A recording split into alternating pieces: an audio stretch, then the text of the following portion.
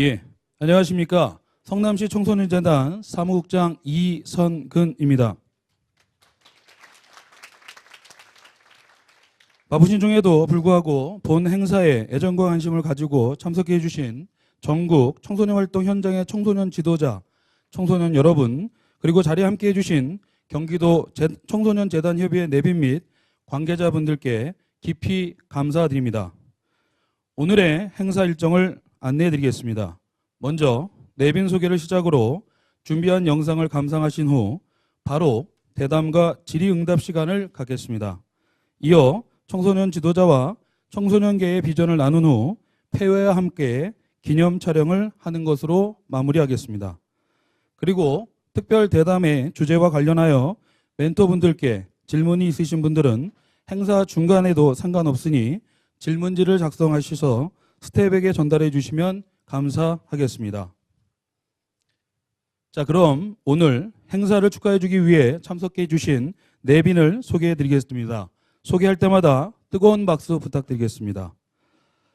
성남시 청소년재단 대표이자 경기도 청소년재단협의회 회장이신 진미석 대표이사님 참석하셨습니다.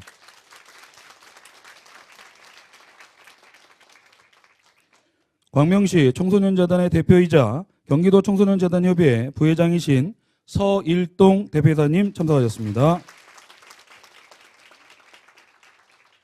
부천 여성청소년재단 박성숙 대표이사님 참석하셨습니다.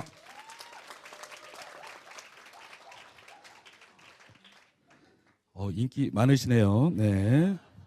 자, 용인시 청소년 미래재단 신현수 대표이사님 참석하셨습니다. 의왕시 청소년 육성재단 박민재 상임이사님 참석하셨습니다.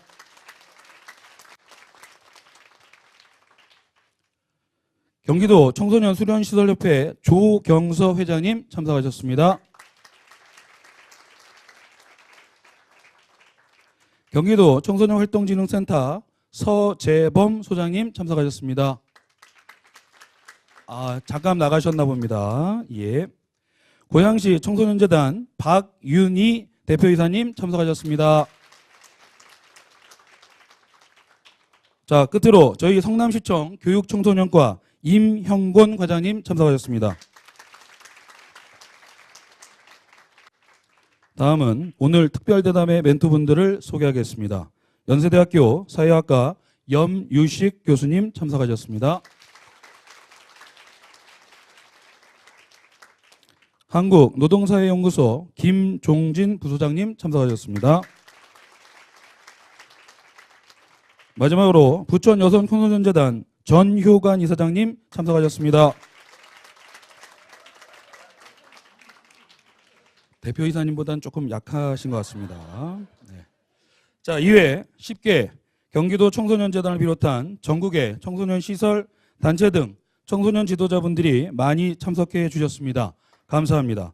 시간 관계상 일일이 소개해드리지 못함을 너그럽게 양해해 주시고 이 자리에 함께한 우리 모두를 위해서 큰 박수 부탁드리겠습니다.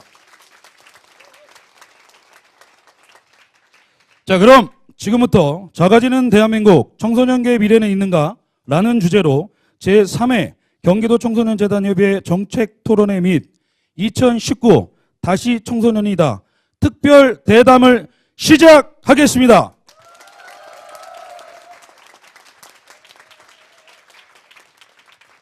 국민의례는 생략하겠습니다. 다음은 미래사회에 대해 청소년과 청소년 지도자들이 갖고 있는 여러 생각들을 영상으로 담아 보았습니다. 함께 보시겠습니다.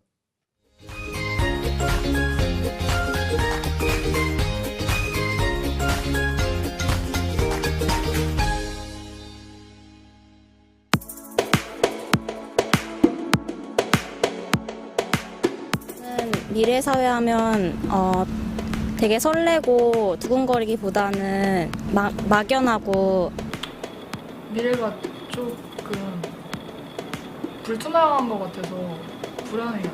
장래희망으로 가지고 있는 직업이 사라질 것 같아서 되게 불안하다고 느끼고 있습니다. 많은 직업들이 더 사라질 거고 지금 청년 실업률도 굉장히 높잖아요. 그런 게 저희까지 올 것 같아요. 그게 직업이 어떤 게 나올지 모르니까 되게 고민을 더 신중하게 해야 돼서 힘듭니다. 솔직히 말해서 지금 너무 막막하고요. 어떻게 해야 될지도 모르겠어요. 지금 배우는 교육이 미래 사회와 크게 연관이 있는지 잘 모르겠어요. 저는 너무 책상에만 앉아서 틀에 박힌 교육만 하는 것 같아서 학생들이 참여를 하지 않아서 되게 재미없어하고 공부 말고도 다른 것들을 잘하는 친구들이 많은데 자신의 특기를 살려줄 수 있었으면 좋겠어요. 이제 진로 체험이나 이제 직업 체험 같은 그런 수업들 비중을 더 높였으면 좋겠습니다. 솔직히 애들의 자기가 원하는 직업에 맞는 교육을 받아야 될 거라고 생각해요.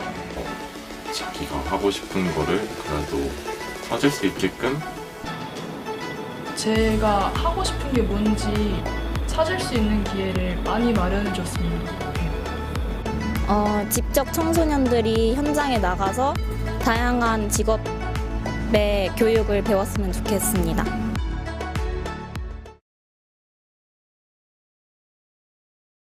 최근에 각 학교별로 학급 수가 감소하는 것을 보면서 학생 수 또한 많이 감소하고 있다는 것을 현장에서 체감하고 있습니다. 그럴수록 학생 한 명 한 명에 대한 책임감이 증대되는 것이 사실인데요. 한 아이도 놓치지 않기 위해서는 조금 더 세심하고 면밀한 개입이 필요하다는 생각이 많이 들게 됩니다. 현재 꾸준한 자기 개발로 직무에 대한 역량을 키워나가고 있고 또 청소년과 함께 늘 고민하며 성장해 나가고 있다고 생각합니다. 그동안의 공연, 단순 체험과 같은 활동보다 시간과 장소에 구애받지 않고 개개인에게 좀 더 초점을 둔 질적인 청소년 프로그램과 청소년 지도사 역량을 4차 산업혁명에 발맞춰 나갈 수 있도록 개발해야 한다고 생각합니다. 4차 산업 관련하여 학교에서는 여러 가지 교육이나 현장적 대처가 이루어지고 있음에도 불구하고 청소년 지도사들이 일하고 있는 수련관이나 수련원 등에는 이러한 것들이 퍼지지 않고 그냥 문제의식만 계속 상기되고 있는 청소년 활동 현장에도 변화해야 한다는 생각은 항상 합니다. 게다가 새로운 활동을 기획하고 내놓아도 언제나 청소년들에게 뒤처지는 느낌을 지울 수 없습니다. 청소년 지도 활동에 대한 변화에 대한 욕망은 있으나 시대의 변화와 청소년의 눈높이에 맞는 활동을 제공할 수 있도록 우리 청소년 지도자의 안목과 역량을 더욱 높일 필요가 있는 것 같습니다.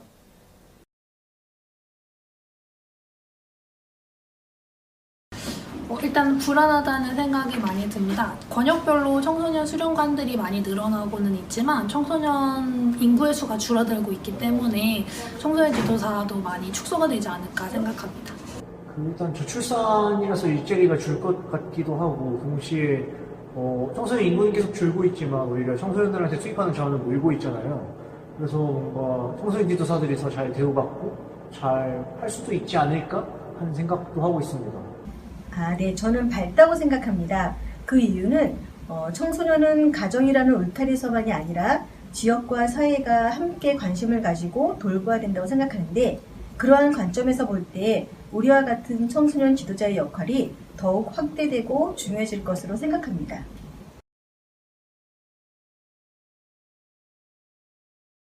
그래도 행복하지 않을까요?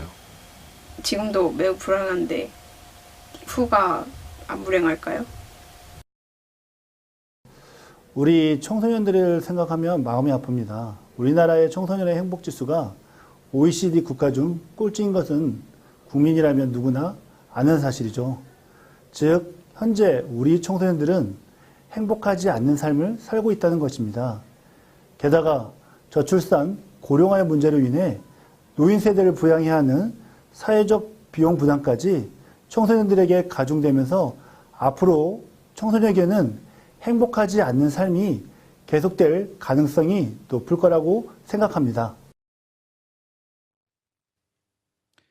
예, 그러면 바로 대담을 시작하겠습니다. 지민석 대표님과 멘토분들은 무대로 올라와 주시기 바랍니다.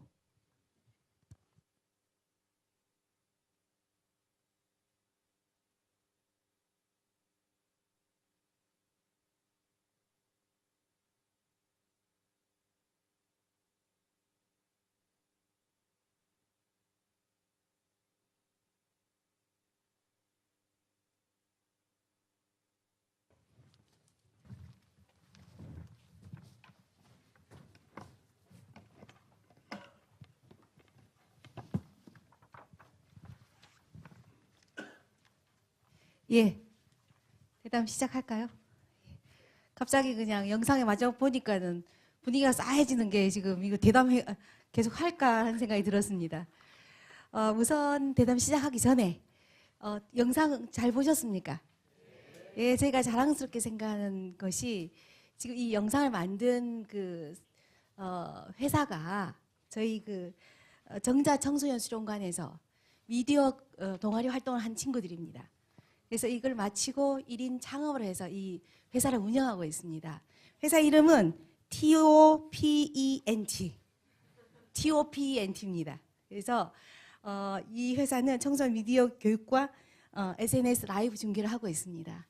그래서 좀 청소년들이 여러 가지 불안하고 어려운 것 같이 보이지만 그래도 여전히 이렇게 멋진 선배 청소년이 청년이 된 이런 그 사람들을 보면서 우리 한번 일단 기운을 내면서 박수 한번 보태주시기 바랍니다.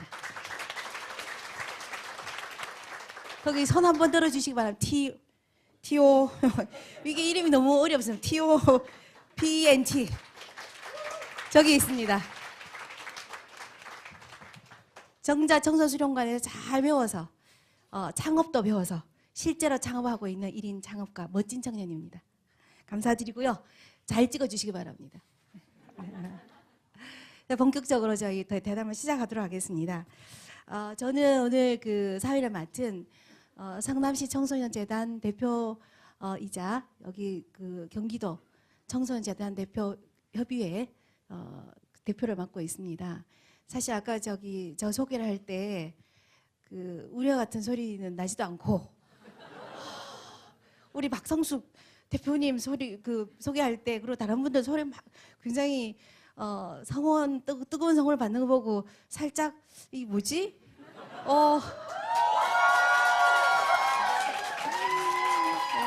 이게 지금 사실 너무 오랫동안 고생을 시켜서 죄송하다라는 생각합니다. 이거 한번 보시기 바랍니다. 이 되게 잘 만들었죠, 그죠? 특별대담 이 모든 것이 전부 우리 그 재단 직원들의 힘으로 만들어진 겁니다. 그래서 제가 언제 느끼지만 우리 재단 식구들은 못하는 게 뭘까라는 생각을 하고 있습니다. 그래서 오늘 주제는 사실은 저희가 고민을 많이 했습니다. 경기도에 있는 청소년들의 그 활동을 지원하기 위한 우리 경기도 청소년 그 재단들이 10개가 있습니다. 그래서 10개가 모인 곳이 청소년 재단 대표 기관이 대표 협의회인데 여기서 고민을 하면서 주제를 어떻게 가져갈 것인가 그러면서 저희들이 지금 청소년 개라고 지금 우리 이름 붙였습니다. 작아지는 대한민국 청소년 개의 미래는 있는가 제가 다소 도발적인 이런 질문을 했습니다. 작아지는 대한민국 청소년 개의 미래는 있는가 그래서 여기 여러 가지가 많은 것이 함의가 되어 있습니다. 작아지는 대한민국 이건 무슨 말인가? 그 다음에는 청소년 개라는 말이 굉장히 어떻게 보면 굉장히 낯설기도 합니다. 청소년 개가 도대체 무슨 세계인가? 성인기하고 다른 건가? 교육기하고는 다른 건가? 이런 질문들을 많이 하게 되어 있습니다. 그래서 이런 질문을 던지는 이유는 우리 모두가 갖고 있는 이런 그 미래에 대한 미래 전망에 대한 불안감, 그다음 동시에 앞으로 어떻게 될 것인가라는 준비 태세 이런 것들을 함의를 하면서 오늘 지금 포럼을 만들었습니다. 그래서 오늘 뭐 주제가 보시면 아시겠지만은 이 정답이 있는 주제가 아닙니다. 그래서 오히려 저희들의 목적은 뭐냐면 좀 더 새로운 질문들을 여러분들이 안고 가면서 가서 현업에 가서 어떻게 할 것인가를 그 질문을 가져가는 것이 저희들이 가장 큰 성공이라고 생각합니다.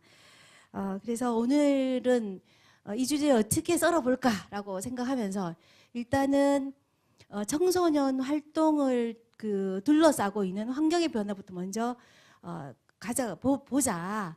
거기서부터 출발하자라는 생각하면서 세 분의 굉장히 훌륭하신 분들 지금 모시고 대담을 시작하게 되었습니다. 우선 저기 옆자리에 계신 그 선생님들부터 먼저 소개를 드리겠습니다. 아까 말씀드린 대로 연세대 그 사회학과에 계신 염유식 교수님이십니다. 염 교수님은 청소년의 행복 지수로 굉장히 잘 알려져 계신 분입니다. 그래서 우리나라 아이들이 얼마나 행복한 것인가, 그리고 이 행복함이 지속적으로 다른 나라와도 비교하지만 계속적으로 어떤 트렌드를 갖고 있는가를 쭉 보고 계십니다. 그리고 작년에도 지역별로도 이 행복감 어떻게 차이가 나는 것인가를 보고 계셔서 오늘 사실은 궁극적인 우리들이 하고 있는 모든 궁극적인 목적이 아이들의 그 행복이라 그러면은 아마 오늘 그 행복을 연구하시는 교수님한테 많은 얘기를 들을 수 있지 않을까라는 생각합니다. 박수 한번 주시고요. 예. 그 다음에는 가장 뜨거운 것이 이제 그 아까 청소년이 얘기했죠, 그죠? 청년 실업률이 갖고 있는 이 불안이 우리들한테 그대로 밀려온다라는 얘기를 하고 있습니다. 청년 실업이라는 것이 개인적인 문제라기보다는 훨씬 더 많은 부분이 구조적인 문제라고 했을 때 과연 그 직업 세계가 어떻게 변화할 건가, 노동 시장은 어떻게 변화할 것인가를 쭉 따라와서 연구해 오신 한국노동사회연구소의 김정진 부소장님께서 일자리에 관련해 가지고 그 전망과 그것이 우리들의 청소년 지원 활동에 어떻게 영향을 미치는가를 말씀해 주실 것입니다. 다시 박수 부탁드립니다. 예, 전훈효관 이사장님은 잘 아실 겁니다. 서울의 하자센터를 운영도 하셨고, 제가 조금 전에 잠깐 준비 시간에 여쭤봤을 때 청소년기를 떠나서 어디 계셨냐고 물었더니 여쭤봤더니 10년 동안 청년계에 계셨다고 얘기를 하셨습니다. 그래서 이제 우리 질문이 또 청소년기하고 청년기는 또 어떻게 다른 건가 이제 얘기를 할 텐데 쭉 현장에서도 청소년 수련관 일들을 하셨고 해서 청소년 업계를 누구보다 잘 아실 거라고 생각이 됩니다. 그래서 현실적인 여러 가지 고민들과 그 다음에 나름대로 해법을 한번 주시지 않을까라고 생각합니다. 예, 그래서 세 분 특별히 저희가 이제 발제자시지만 저희가 이름 붙이기를 멘토라고, 세 분의 멘토님들이라고 그러니까 이름을 지었습니다. 그 말은 각각 분야에서 일을 하신 분들이기 때문에 지혜를 같이 나눠 주실 수 있지 않겠냐라고 생각합니다. 자, 시작하도록 하겠습니다. 본격적으로.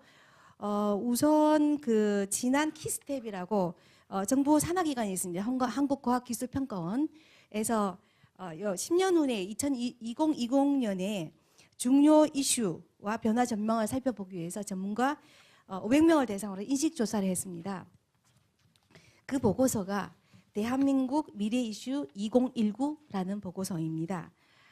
그래서 이 전문가들한테 앞으로 가장 10년 후에, 그럼 우리 청소년이 9세에서 24세 같으면은 청소년 19세에서 34세가 될 그 지점입니다. 그때쯤 돼서 생각했을 때 가장 큰 변화의 요인을 주는 요인이 뭘까? 가장 중요한 요인이 뭘까라고 한 질문들입니다.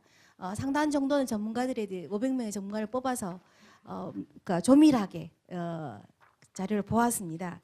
그랬더니 뭐 짐작하듯이 가장 큰 이슈가, 큰 키워드가 뭐냐면 저출산 고령화입니다. 동시에 저출산 고령화뿐만 아니라 저성장, 4차 산업혁명 등 여러 가지 이슈들을 말씀해 주셨습니다. 그래서 이런 것들을 쭉 보면서 이제 아이들이 행복은 어떻게 될 것인가를 우리 고민할 터인데, 우선 염 교수님한테 행복에 대해서 여쭤보도록 하겠습니다. 근데 이제 아이들이 아까 말씀드린 대로 지금도 안 행복한데 뭐 후에는 행복하겠냐고라는 그런 그 멘트를 보면서 교수님 생각이 남다르실 것 같은데, 진짜 우리 아이들이 행복하지 않은 건지 한번 데이터에 입각해서 말씀해 주시면 감사드리겠습니다.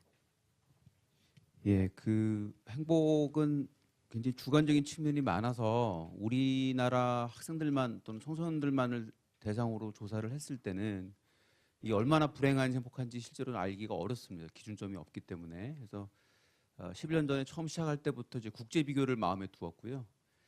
마침 OECD에서 그 굉장히 표준적으로 쓰는 측정 방법이 있었기 때문에 그걸 사용했고, 그 측정 방법은 크게 6가지 차원으로 나눠집니다. 주관적 행복, 행동과 생활 양식, 가족과 친구 관계, 교육, 보건과 안전, 물질적 행복. 이제 다른 것들은 우리나라 청소년들이 OECD 국가랑 비교했을 때 상위권이거나 아니면 최상위가 되는데, 이 주관적 행복 하나만은 처음부터 계속 꼴찌였고요. 뭐 거의 우리가 조사를 했을 때 조사한 나라 중에 거의 마지막이었고, 단 좀 그동안의 변화를 보면 11년 동안에서 차츰 주관적 행복도가 올라가는 걸 보였다가 올해 다시 좀 꼴찌권으로 완전히 떨어지는 걸 보이고 있습니다. 그래서 행복도를 결정짓는 요인 중에서 특히나 주관적 행복은 아직까지도 OECD에서 꼴찌권이다. 이거는 확실한 사실로 말씀드릴 수 있겠습니다. 않았지만 점점 조금 더 높아지다가 다시 떨어진다고 이렇게 말씀하셨는데 그러면은 사실은 주관적 행복감을 결정한 요인들도 여러 가지 있을 것 같은데 교수님 보시기에는 가장 그래도 아이들이 행복하고 안 행복하다라고 느낄 때 가장 큰 요인이 뭐라고 지금 생각하시는지요? 사실 많은 분들이 그게 성적이나 아니면은 가정 형편 이렇게 생각을 하시는데 실제로 조사를 해보면 성적이나 가정 형편보다도 부모님들하고 관계나 친구들의 관계가 굉장히 중요합니다. 그래서 성적이 떨어져도 가정 형편이 좋지 않아도 부모님과의 관계가 좋거나 친구들과의 관계가 좋으면 굉장히 우리나라 청소년들 사이에서도 행복한 걸 보이고 있고요. 생각을 해보면 청소년 시기라는 게 자아 형성이 막 이제 확립이 되려고 하는 시기고, 그런데 우리나라의 청소년들은 제가 분석을 하고 믿기에는 청소년들의 삶이 굉장히 파편화돼 있어요. 한마디로 학교의 삶이 따로 있고 학원에서의 삶이 따로 있고 친구들 삶이 따로 있고 가정의 삶이 따로 있습니다. 그러니까 이게 이렇게 파편화되어 있는 청소년들의 삶의 여러 가지 차원들을 하나로 묶어주고 옆에서 도와줄 사람이 필요한 거예요. 그게 이제 보통은 그게 부모님들인데 우리나라는 뭐 여러 가지 이유 때문에 부모님들이 워낙 바쁘시고 시간이 없고 여유가 없다 보니까 청소년들이 이렇게 파편화된 삶을 하나로 옆에서 도와줘서 통합시켜주고 그래서 굉장히 완성된 그 자아로 나가게 하는 데 굉장히 어려움이 많고요. 그런 와중에서도 지금 말씀드린 대로 이러한 파편화된 삶이 많이 통합된 학생들은 훨씬 더 행복한 걸 보였고요. 통합됐다는 걸 구체적으로 말씀드리면 예를 들어서 이런 겁니다. 엄마가 내 친구도 잘 알고 있고 내 학원 친구도 잘 알고 있고 그 다음에 우리 학교 선생님도 알고 있다. 이렇게 되는 학생들은 엄마가 나를 학원까지 보냈지만 학원 선생님도 모르고 내 친구도 잘 모르고 이런 학생들보다 훨씬 더 행복한 걸로 나타났습니다. 단순히 행복한 것뿐만 아니고 그런 학생들은 가출 충동을 느낄 확률도 훨씬 적었고요. 그다음에 정신적 건강도 훨씬 더 좋았습니다. 그래서 결국은 물질적인 것의 문제가 아니고 우리가 청소년들이 자아 형성 시기에 어떻게 파편화된 삶을 잘 이렇게 통합시켜 줄 수 있는 그런 사회적 관계, 사회적 지원을 제공해 주는가, 저는 이게 굉장히 중요하다고 생각합니다.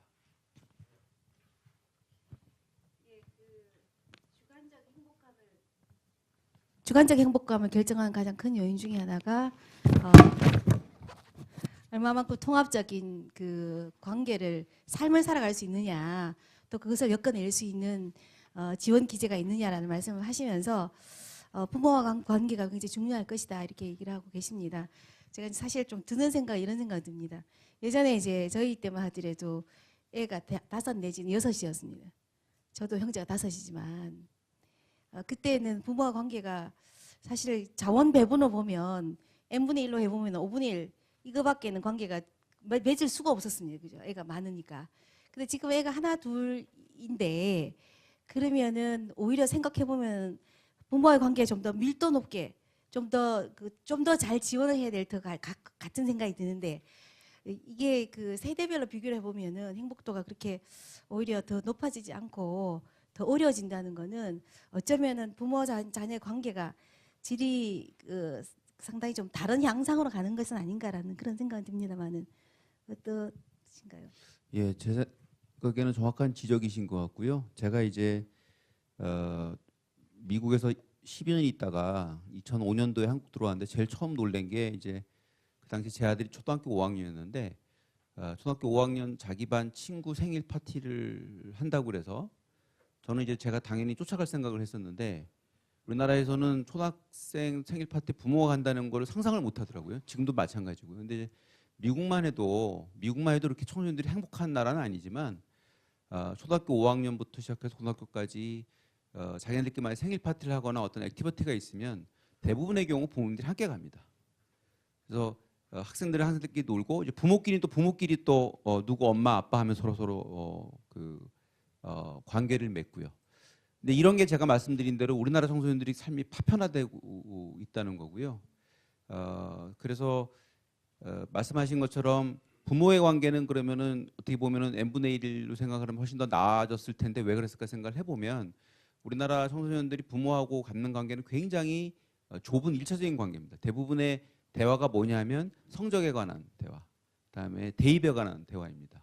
이걸로는 아무리 대화를 많이 하더라도 실제로는 청소년과 관계를 유지하다기보다는 도리어 나쁘게 하는 방향으로 나가게 되는 거죠. 그래서 그 자녀들이 또는 청소년들이 대학교 가냐 안 가냐가 중요한 게 아니고 이 학생들이 자신의 꿈을 정하고 그 꿈을 성취하기 위해서 노력할 때 그때 부모와 또는 다른 어른들이 함께 해주는 게 중요한 거지 결과만 딱 놓고 이 대학을 가라 이 직업을 잡아라 이렇게 되다 보니까 제 생각에는 그 관계라는 게 굉장히 1차원적이고 좁은 관계로 굉장히 국한되면서 실제로는 부모하고 자녀의 관계가 굉장히 지금 피폐해져 있는 상황이라고 생각합니다.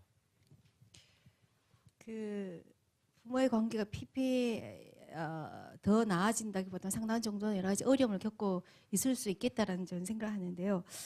그 행복이라는 게 주관적인 행복감이기 때문에 사실은 그 누가 행복하냐는 사실은 어떤 가치를 갖고 있는가에 따라서 굉장히 달라질 것 같은데 제가 이제 요즘 보면은 그 많은 세대 간의 갈등을 느끼는데 그 이 행복에 대한 것도 많은 것을 느끼고 있는 것 같습니다. 예를 들어서 뭐 소확행이나 그다음 욜로 같은 거 보면은 요즘 청소년들이 돈을 모아가지고 한꺼번에 확 사버리거나 자기가 필요한 것 아이템을 쓰거나 적금 같은 것들을 모아서 부모 세대에는 적금 모아서 집을 사야 되겠다 생각하지만 아이들은 그렇게 생각하기보다는 모아서 나는 여행을 가서 쓰겠다라는 생각을 합니다. 그래서 이 소비 행태에서 보는 것도 마찬가지지만 행복의 가치가 좀 많이 달라지는 것 같은데 교수님 쭉 데이터에 보셔도 그걸 볼 수가 있나요? 예, 그 이게 이제 학생들이 초등학교부터 고등학교까지 가는 같은 학생이 그때 변화도 잡을 수 있고요. 같은 초등학교 5학년 또는 중1이라 하더라도 이제 그 세대별로 차이가 나니까 두 가지로 나눠서 말씀을 드리면 같은 코호트 세대, 같은 세대 학생들이 이제 나이를 먹어서 학년이 올라갈수록 저희가 하는 질문 중에 행복을 위해서 뭐가 가장 중요하다고 생각합니까? 라고 물어보는 질문이 있는데 초등학교 4학년은 가장 많은 비율로 답하는 게 한 40~50%로 답하는 게 가족입니다. 근데 이제 이 비율은 갈수록 줄어들어요. 학생들이 학년 올라갈수록 줄어들어서 굉장히 낮아지고 돈이라고 답한 초등학교 학생들은 가장 낮았다가 학년이 올라가면서 실제로는 또 이 비율은 계속 올라가요. 그래서 보통 제가 11년 전에 처음 시작할 때만 해도 이 비율이 바뀌는 게 고1이나 고2 때였습니다. 고2 정도 되면 이제 돈이 제일 중요하다고 생각하는 청소년들의 비율이 가족이라고 답한 비율보다 높아졌습니다. 근데 올해를 보면 그 비율이 바뀌는 때가 고2, 고3에서 지금 중3까지 내려왔습니다. 훨씬 더 이제 어린 시기에 학생들이 돈이 제일 중요하다고 생각하는 거고요. 예외 없이 돈이 중요하다고 생각한 청소년들이 가족이 중요하다고 생각한 청소년보다 훨씬 더 불행합니다. 근데 생각하면 당연한 겁니다. 아무리 이게 자본주의 시대라 하더라도 행복을 위해서 돈이 중요하다고 믿는 사람이 청소년뿐만이 아니고 어른이 됐든 청소년이 됐든 행복할 수 있겠는가? 저는 굉장히 부정적이고요. 그런 점에서 우리나라 사회가 이 초등학교 때는 가족이라고 믿었던 청소년들에게 체계적으로 아니야. 행복을 위해서 돈이 중요하라고 직접 간접적으로 가르치는 사회가 아닌가. 실제로는 굉장히 체계적으로 불행한 청소년들을 키워내는 저는 사회라고 믿고요. 한 가지 새로운 세대에서 바뀐 건 뭐냐면 예전 세대에 비해서 새로운 청소년들은 건강이라고 답한 학생들의 비율이 꽤 높아지고 있습니다. 건강이 뭘 의미하는지는 정확히 모르겠습니다. 이게 요즘 청소년들은 외모에 관심이 많기 때문에 외모일 수도 있고 아니면 정말 우리가 생각하는 건강일 수도 있지만 이거는 이제 새로운 현상이고 앞으로 우리가 조금 더 관심을 가지고 연구를 해볼 주제라고 생각합니다. 그래서 가정이 행복에서 되게 중요한 요인이다가 점점점 돈에 밀리고 있고 그리고 그 바뀌는 것이 좀 더 어린 나이로 내려가고 있다는 것이 여러 가지로 생각할 거리가 많을 것 같습니다. 왜 그럴까? 그러면은 아이들한테 가정이 더 이상 중요하지 않고 돈으로 가정을 대체할 수 있는 건가? 혹은 가정이 너무 불행하기 때문에 믿을 거는 돈밖에 없는가? 뭐 이런 질문들이 쭉쭉 나올 수 있을 것 같습니다. 그래서 많은 질문을 주시는 것 같고요. 그러시면은 아까 이제 여러 행복을 결정짓는 요소들이 이제 여러 가지가 있다고 말씀을 하셨는데 앞으로는 더 이런 전망들 이제 인구가 줄고 뭐 여러 가지 이제 그 밝은 것도 있지만 어두운 것도 있고 기술 변화가 많이 오고 이랬을 때 그러니까 이 앞으로 10년 동안에 우리 아이들의 행복감이랄까? 물론 이거는 정책적으로 얼마든지 변화도 있을 거라고 생각하지만 그대로 있다고 생각하고 쭉 전망해 보셨을 때 아이들의 행복은 어떻게 될 것 같습니까? 더 행복해진다고 느끼겠습니까? 어떻게 되실 것 같습니까? 글쎄요, 그게 미래를 예측하는 거는 보통 사회학자들의 전공이 아니기 때문에 제가 확신을 드리고 말씀드릴 수는 없겠지만 제 생각에는 밝지만은 않다고 생각하는 이유가 두 가지입니다. 한 가지는 아마도 대입에 대한 그 압박감은 좀 줄어들 수도 있을 것 같아요. 이제 청소년들 숫자 자체가 줄어들기 때문에. 그래서 대입 경쟁률 자체는 떨어지겠지만 평균 경쟁률은 떨어지겠지만 4차 산업혁명을 앞두고 완전히 전체 산업 자체가 재구성되는 이때에 도리어 완전 윗부분, 그래서 단순히 대학교를 간다 안 간다 문제가 아니고 제4차 산업 시기에 굉장히 잘 편승을 해서 미래가 보장되는 직업을 가질 수 있는 직업 군들은 여전히 굉장히 소규모일 거고요. 그런 점에서 역시 계속해서 대입에 대한 압박감은 저는 존재한다고 보고요. 두 번째 그렇게 생각하는 이유 중에 하나는 결국은 부모가 자식들과 시간을 많이 못 보내는 이유 중에 하나는 다 아시는 것처럼 우리나라가 OECD 국가에서 거의 근로시간이 최장입니다. 멕시코하고 우리가 비슷비슷한데요. 거의 최장이라고 보시면 됩니다.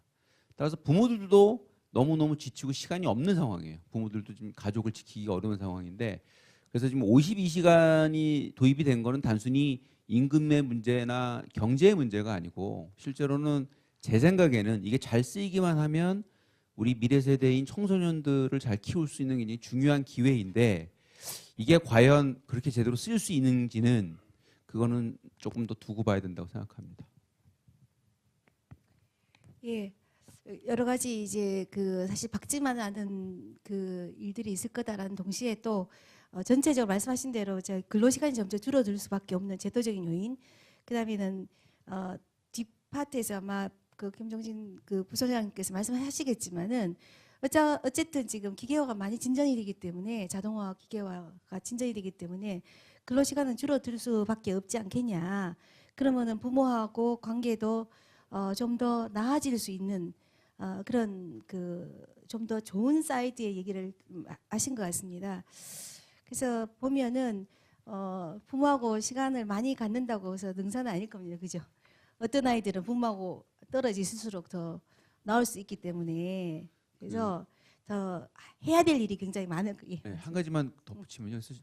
제가 부모와의 관계가 중요하다고 그랬을 때는 부모들이 무작정 자녀분들, 청소년들과 시간을 많이 보내는 얘기는 아닙니다. 청소년 시기의 모토는 부모랑 반대되는 행위를 하는 거고 청소년 시기의 모토는 친구들과 함께 보내는 겁니다. 제가 드리고자 하는 말씀은 부모들이 관계가 좋다고 그랬을 때는 자기가 자녀들과 잘 보내는 생각을 하는 게 아니고 자녀들이 친구들과 같이 잘 보내도록 옆에서 같이 있어주라는 얘기입니다. 그래도 엄마 아빠가 내가 친구들과 함께 지내고 활동하는 걸 지지한다, 지원한다. 이게 굉장히 중요한 거고요. 이제 그거를 심어주는 게 저는 부모 관계의 첫 번째라고 생각합니다. 예. 행복이라는 굉장히 큰 주제를 갖고서 짧은 시간 동안 이제 몇 가지만 지금 질문을 던져서 조금 아쉽지만은 아마 쭉 계속 다 관통하는 질문들이 이렇게 행복으로 연결될 거라고 생각이 됩니다. 그래서 그러면은 다음에 이제 일자리와 그다음에 노동 시장에 대한 얘기를 조금 들어보도록 하겠습니다. 김종진 목사님 부탁드리겠습니다. 예. 예. 4차 산업혁명 뭐 이런 얘기를 많이 하고 있지만은 이게 이제 노동시장 우리 직업 꼭 4차 산업혁명뿐만 아니라 전체적인 노동시장이나 직업시장의 변화에 대해서 간략하게 좀 말씀을 좀 해주시면 어떨까라는 생각입니다. 예, 일단 몇 가지. 우리나라만 이렇게 4차 산업혁명이라는 단어를 아까 영상에서도 청소년 한 분이 4차 산업혁명 때문에 미래가 불확실하다. 이건 학문적으로나 정책적으로 논쟁이 있습니다. 4차 산업혁명 시기가 아직 아니라는 미래학자도 있습니다. 노동의 종말을 쓴 제레미 리프킨이라는 학자가 3차 산업혁명의 확장의 과정이지 아직 4차 산업혁명으로 보기는 어렵다라는 이야기도 하고 있습니다. 누가 4차 산업을 이야기할까? 어떤 사람은 4차 산업 이야기를 들 때 공포스러울까? 이건 한번 반문을 할 필요는 있습니다. 또 하나는 어떤 일자리가 기계로 대체되나? 우리 청소년들한테는 우리는 어떤 일자리를 제공해야 되나? 라는 고민도 사실은 있습니다. 현재의 관점을 보고 직업진로, 취업특강 했을 경우에 약간 불확실한 청년에게 하나의 더 선물을 줄 수도 있는 상황도 있는 것 같습니다. 몇 개 좀 슬라이드를 보면서 좀 이야기를 덧붙이도록 하겠습니다. 일의 미래가 빠른 변화가 달라오고 또 이 서비스를 제공받는 사람은 대단히 편리합니다. 근데 일자리는 어떤 것인지 좀 보도록 하겠습니다. 15년 전에 페이스북, 트위터를 만든 사람들이 있었을까? 이 회사는 15년 전에 있었나? 다시 질문 드릴까요? 우리 경기의 청소년들한테 청소년 지도 선생님들이 너는 페이스북에 앞으로 가서 일해. 그런데 5년 후에 없어질 수도 있습니다. 저 얼굴책 페북 회사는. 그런데 우리는 그 일자리를 권하는 게 맞을 것인지. 충격적인 사진입니다. 작년 11월 독일인데요. 디지털 자본주의 학술제예요. 11월 첫째 주에 제가 가봤는데. 그런데 전 세계 사람들이 메인 학술제에 이 사진을 올려놓더라는 거예요. 이세돌이 알파고한테 바둑대국에서 지는 사진을 전 세계 사람들이 가장 우리 사회가 앞으로 자본주의 사회가 어떻게 변할 것인지 신문들이 이렇게 광폭적으로 합니다. 너희들의 일자리가 사라질 것이다. 어떡할래? 로봇이 너희들의 일자리를 바꿀 것인데.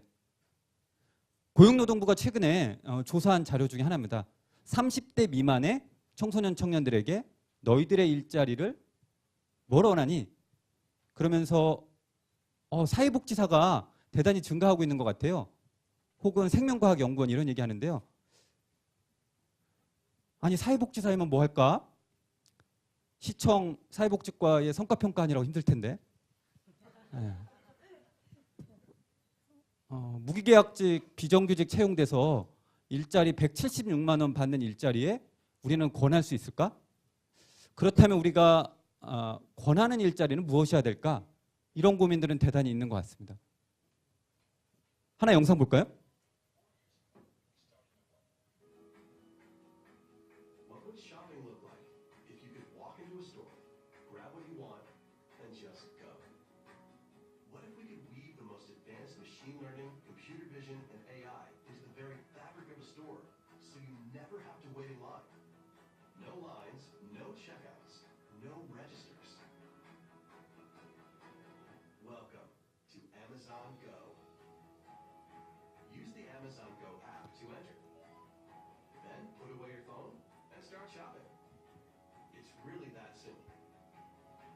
Whatever you like. Anything you pick up is automatically added to your virtual cart. If you change your mind about that cupcake, just put it back. Our technology will update your virtual cart automatically. So, how does it work? We use computer vision, deep learning algorithms, and sensor fusion, much like you find in self-driving cars. We call it Just Walk Out technology. Once you've got everything you want, you can just go. When you leave, our Just Walk Out technology adds up your virtual cart and charges your Amazon account. Your receipt is sent straight to the app, and you can keep going. Amazon Go. No lines, no checkout. No, seriously. 사진 잠시만. 예. 아마존고가 전 세계적으로 지금 혁신적 실험을 하고 있습니다. 일본인데요. 도쿄인데 지금 아마존 북스를 출범시켰습니다. 서점에 가이드 없는 서점을 했습니다. 하나 와인바인데요. 아마존 바입니다. 판매하는 사람도 없고 상담해주는 사람도 없습니다. 스마트폰 하나에 거길 지나가면 내가 지난 3년 동안 즐겨 먹었던 와인이 뜨고 좋아하는 안주까지 누르면 나오는 시계. 이런 시기에 우리는 어떤 일자리를 할까라고 보면 대표님 말씀하신 것처럼 디지털화, 자동화가 급속하게 진행되고 이 일자리에 우리는 어떠한 숙련된 직업 교육을 해야 되는지 고민이 좀 필요한 것 같습니다.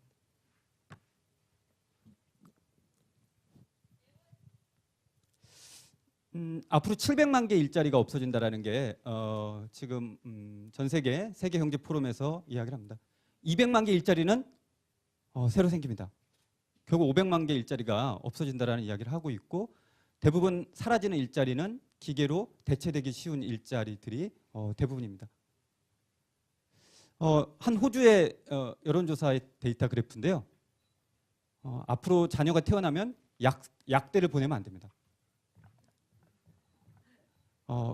캘리포니아부터 지금 약을 제조하는 게 병원에서 기계로 대체되고 있습니다. 그러면 우리는 과거에 전문직이라고 했던 그리고 혹은 고소득이라 했던 일자리들이 사라지고 있다는 겁니다. 요약하면 과거의 일자리 중심과 현재의 일자리 중심을 기준으로 우리가 청소년들에게 청년들에게 미래의 일자리를 제공한다는 건 대단히 불확실하고 그래서 앞에 영상에 보면 청년들의 키워드는 이런 것 같습니다. 막막, 불안, 실업, 그리고 나의 틀에 박힌 직업교육. 결국은 산업구조는 변화하고 기술 발전은 급속하게 변화하는데 우리 현장의 직업교육이나 취업과 진로는 따라가지 못하는 지체된 적응을 우리는 확인하고 있는 거 아니냐. 지금 현재도 학교를 졸업하고 나온 청소년 청년들의 일자리는 10명 중에 취업을 하는 청년들의 비율은 절반 이하. 나와도 만족스럽지 못해서 1년 이내에 일자리를 떠나는 청년이 대부분의 현실에서 우리는 기계화, 자동화, 디지털화에 어떤 직업, 미래를 선택할 것인지도 고민이 필요한 것 같습니다. 예, 그 200만 개가 700만 개가 없어지고 200만 개 새로 생긴다는데 그럼 500만 개는 어떻게 되나? 그럼 저출산 고령화 지금 애를 점점 적게 낳는 게 맞는 얘기인가? 이런 질문들이 나올 것 같은데요. 어떤 거 같습니까? 애 좀 작게 낳아야 되는 거죠? 그러면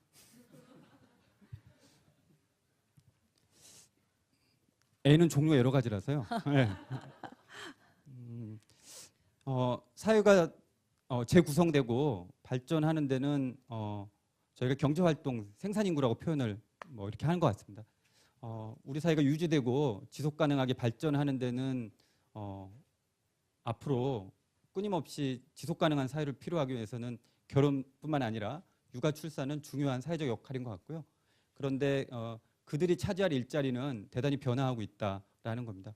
그래서 세 번째 전우관 선생님하고도 연결되지만 사실은 우리들의 취업 진로 가이드가 조금은 변할 필요도 조금 있는 것 같습니다. 그래서 인구학적으로 보면 청년은 줄어든다고 하지만 사실은 그 인구학적 기준에서 필요한 산업과 일자리는 또 적정하게 발생을 하거든요. 그러면 이제 말씀하신 걸 보면 과거 기준, 현재 기준에서 직업을 전망하고 직업 교육을 했을 경우에 핏이 영 안 맞을 수 있겠, 많이 안 맞을 거다. 그래서 저희가 지금 대두되는 것 중에 하나가 이제 창업 교육입니다. 직접 일을 만들거나 직업을 만드는 이런 그 노력을 하자라는 움직임이 있는데 그 부분은 그러니까 그 일 취업의 형태가 훨씬 더 다양해지지 않겠냐라는 생각해 볼 수 있겠는데 그 부분 혹시 어떻게 전망하고 계시는지요? 저희가 최근에 가장 중앙정부도 마찬가지고 급격하게 변하는 용어가 노동시장이 급격하게 변화한다 이야기를 하고 있습니다.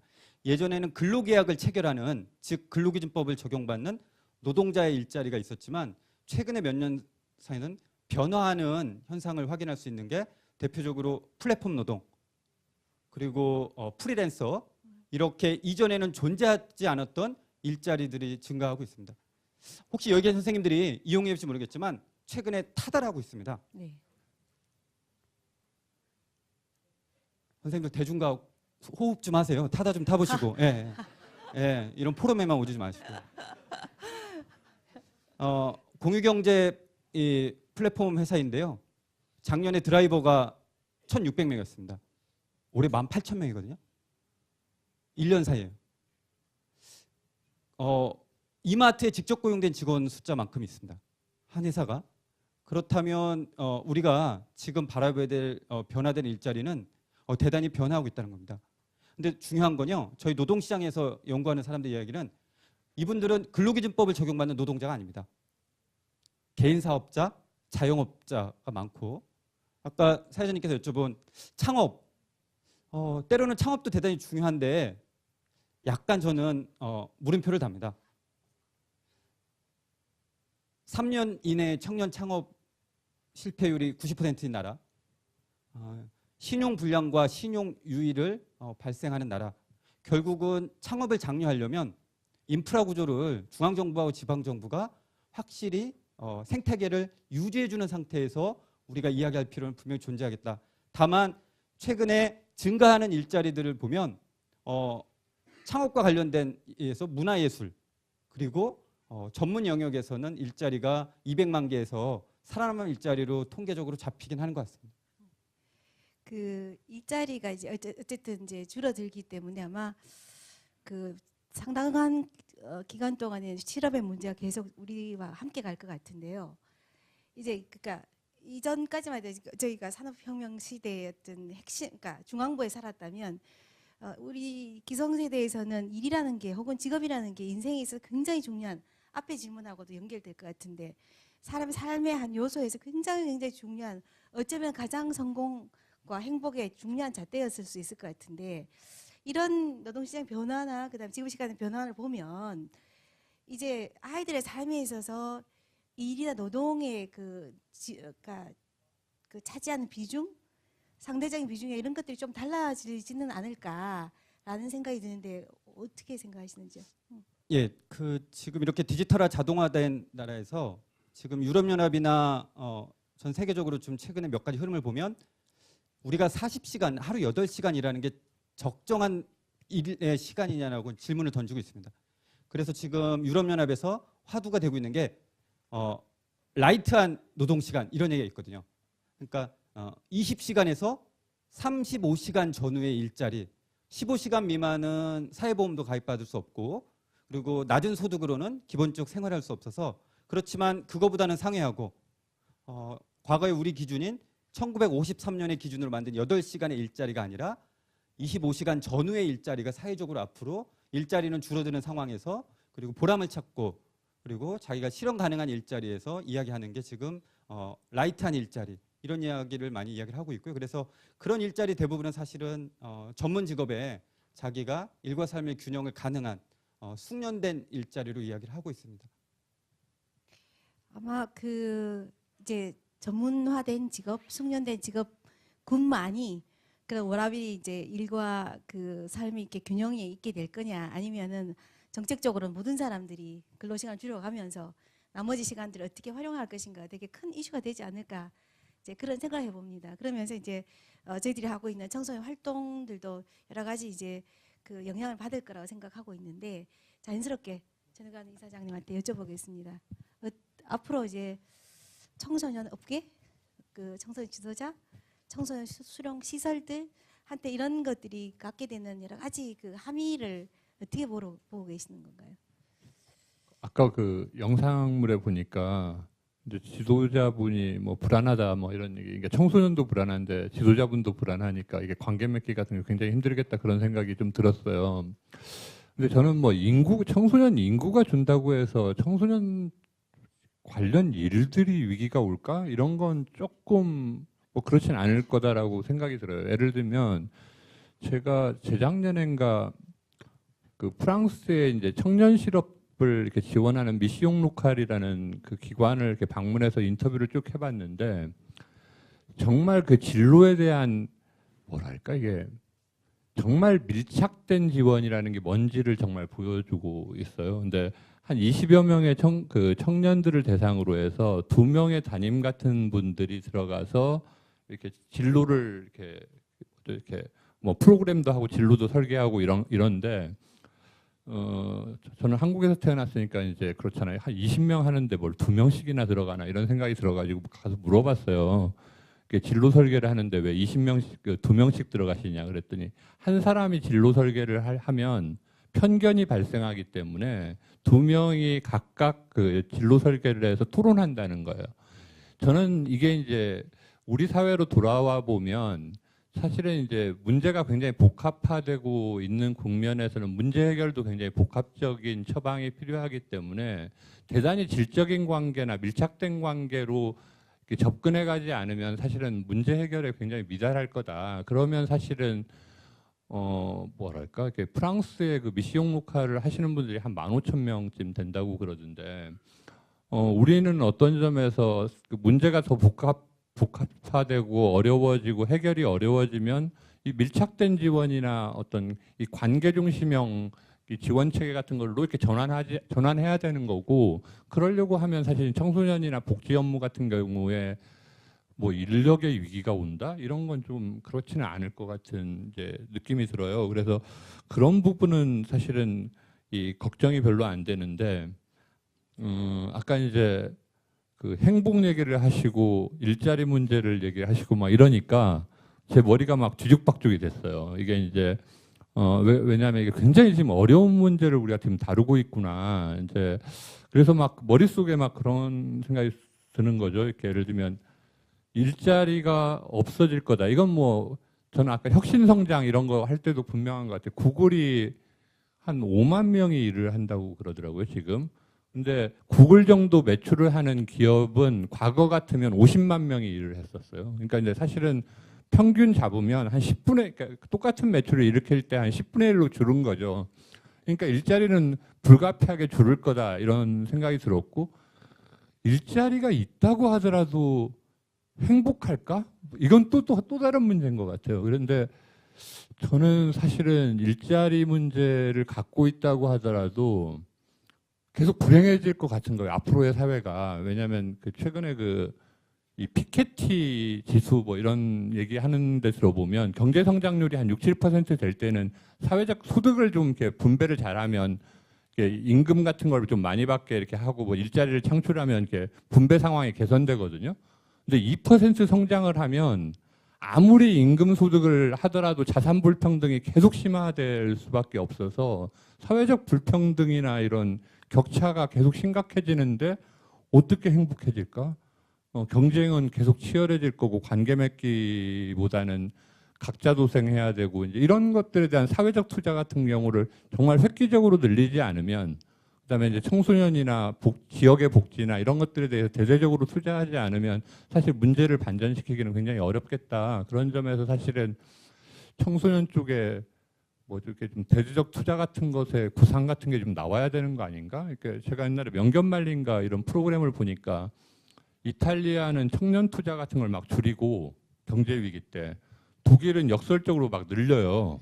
근데 이제 독일은 상대적으로 굉장히 안정적인 그 취업률 같은 걸 관리하고 있는데 이제 이탈리아는 뭐 실업률이 심각하잖아요. 그러면 사실은 굉장히 선제적인 사회 투자 같은 것을 지금 해내야 되고 그 미래 변화가 충격적으로 온다고 했을 때 그거에 대한 대대적인 사회 투자 같은 것의 계획을 수립하지 못하면 일자리도 뭐 행복 문제도 이게 출구를 찾아가긴 굉장히 어려울 거다. 그런 점에서 사실 청소년계가 좀 담대한 구상 같은 걸 좀 해야 될 그런 시기 아닌가 뭐 그런 느낌이 좀 들었습니다.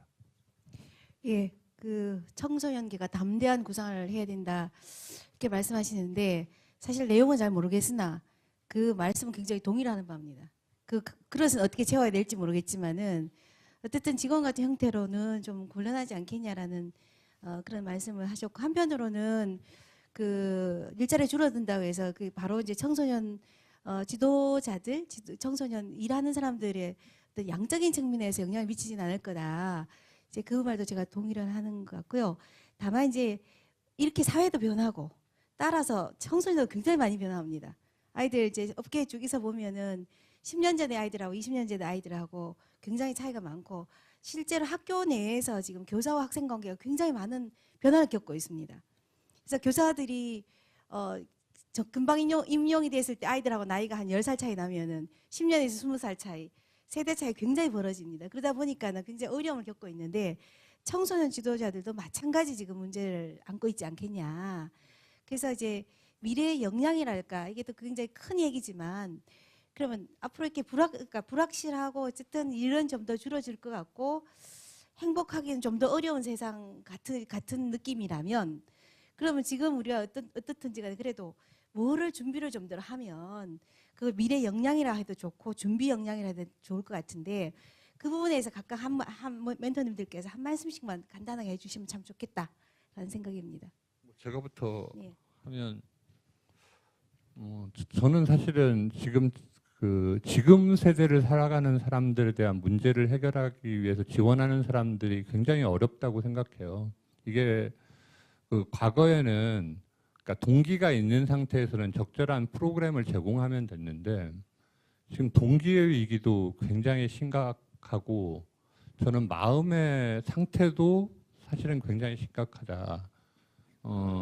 그래서 이제 아까 이제 관계를 맺기 어려운 사회 조건이 불행하게 만드는데 관계를 맺는다는 것 자체가 굉장한 용기를 필요로 하는 뭐 이런 상태에 이른 것 같아요. 그래서 요즘에 젊은 친구들을 만나면 마음에 딱 맞지 않는 사람들하고 관계 맺는 거에 대해서 되게 어려워하고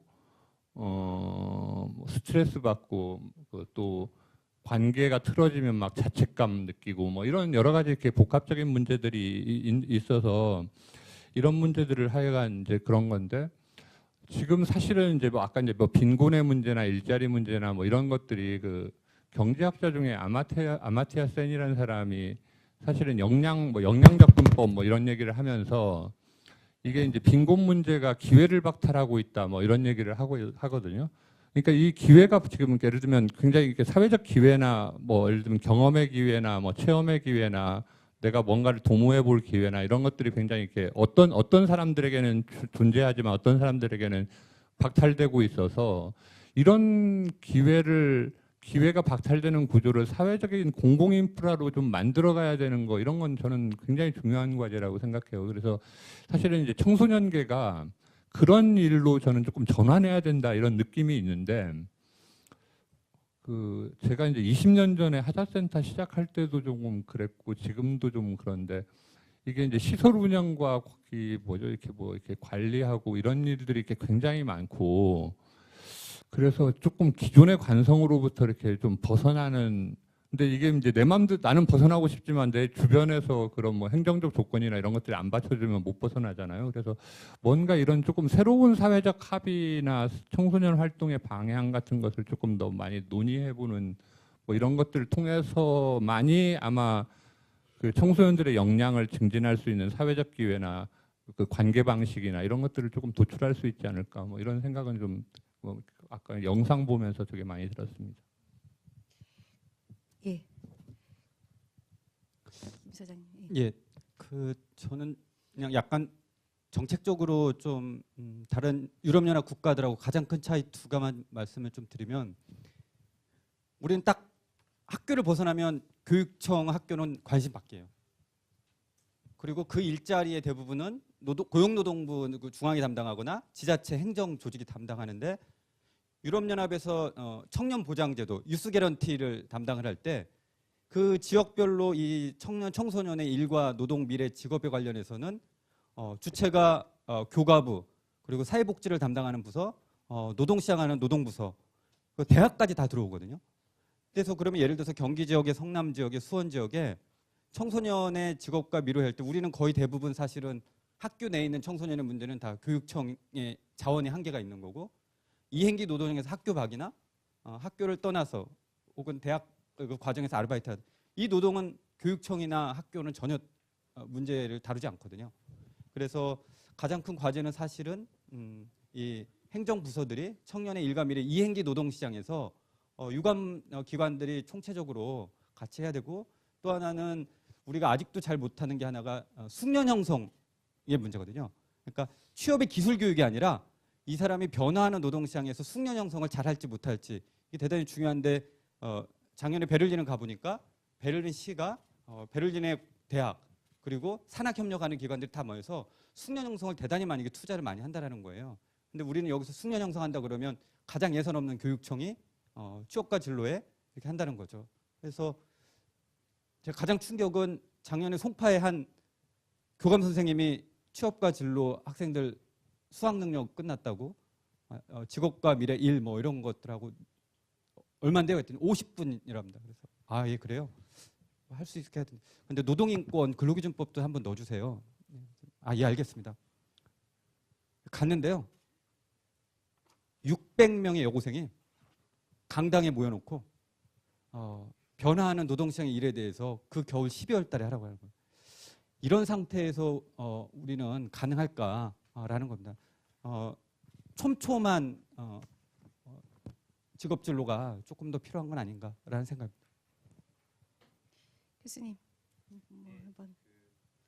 두 가지 말씀을 드리고자 합니다. 시카고 지역에서 실제로 굉장히 유명했던 에피소드인데 뭐 시카고는 다 아시는 것처럼 못 사는 흑인들이 많은 동네고요. 1년에 총기 사고로만 한 500~600명씩 죽는 동네들이 있습니다.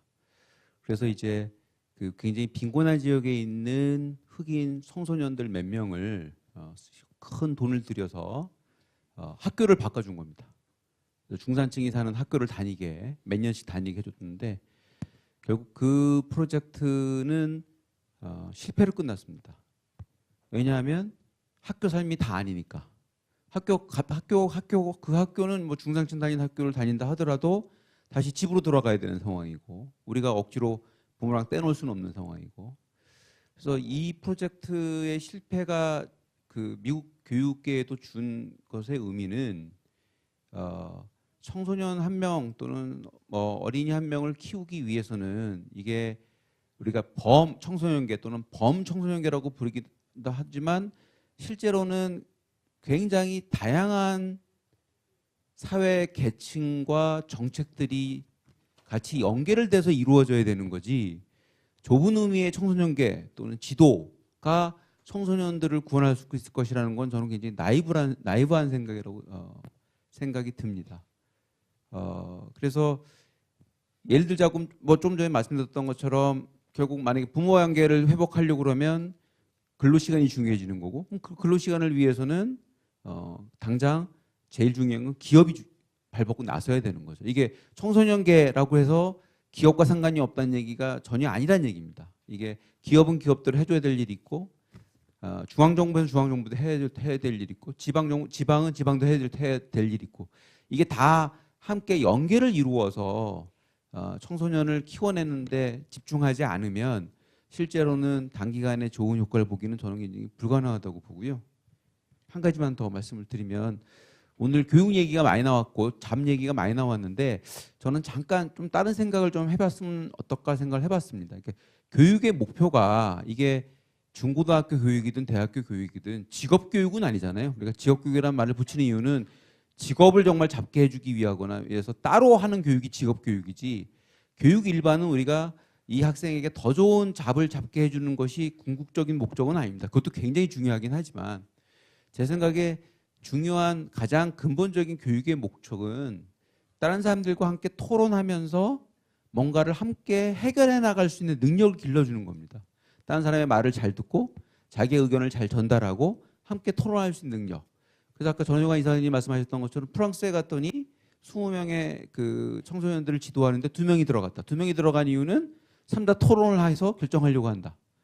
생각해보면 지금 산업혁명이 됐든 뭐라고 이름 붙이든 간에 산업 구조 자체가 굉장히 변혁하고 있는 시기에 어떻게 보면 우리나라의 산업 구조는 이렇게 바뀔 것이다. 그래서 어떤 일자리는 몇 개가 더 나니 이 일자리로 청소년들을 키우자.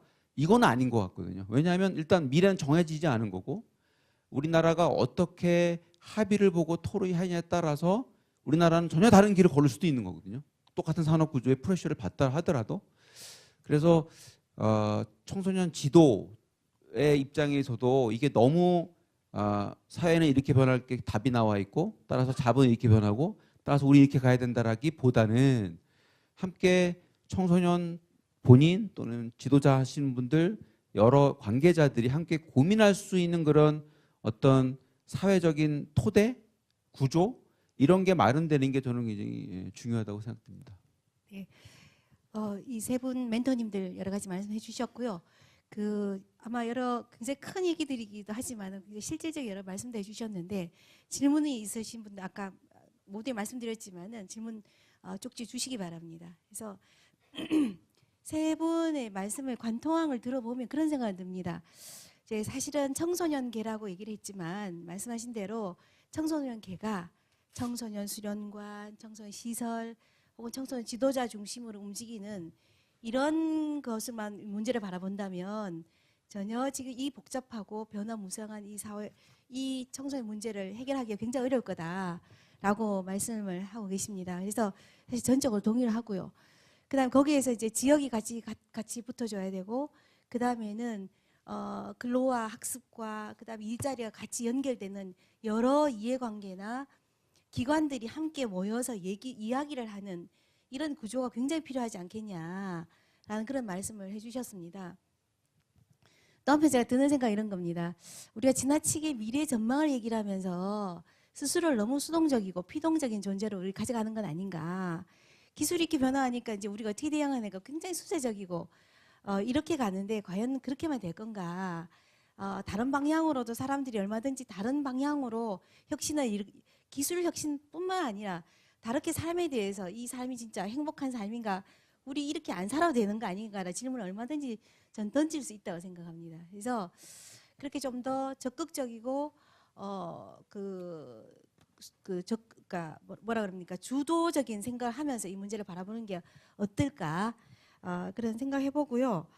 그 다음에는 이제 저는 이런 생각 좀 해봤습니다. 제가 지금 성남시 청소년재단에 온 지가 6개월이 됐는데 오면서 가장 크게 느낀 건 뭐냐면 진짜 아이들한테 춤이라는 게 너무 중요하구나. 댄스가 굉장히 중요하다는 생각을 했습니다. 그래서 저희 수련관에서도 가장 인기가 있는 공간이 춤추는 공간입니다.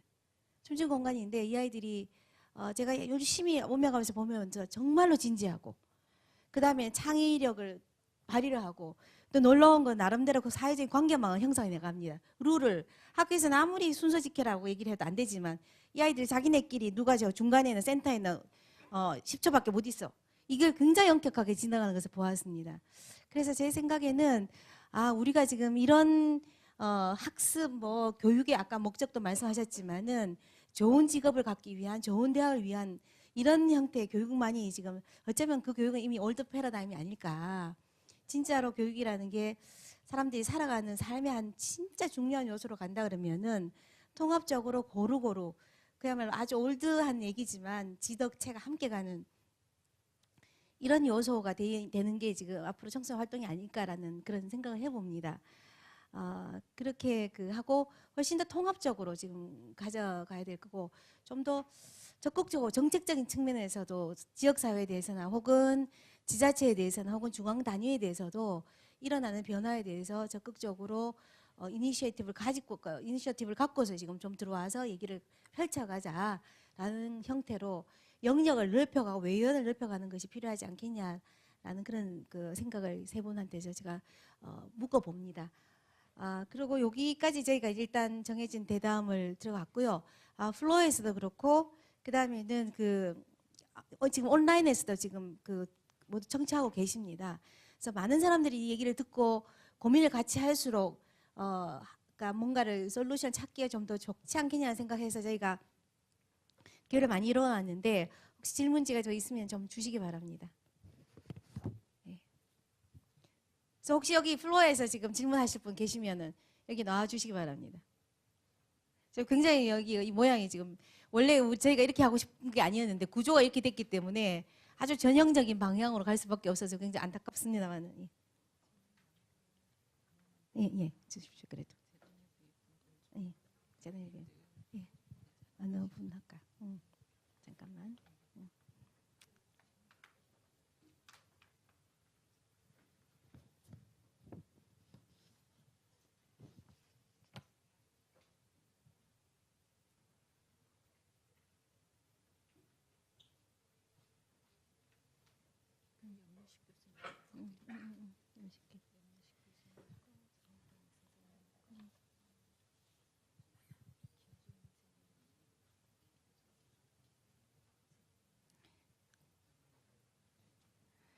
가장 이제 구체적인 것부터 김종진 이사장 부장님께 이런 질문이 들어왔습니다.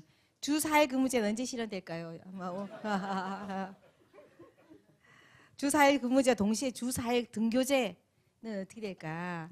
최저임금 1만 원의 시대는 언제 오나요? from 주 6일 근로하고 있는 사람입니다.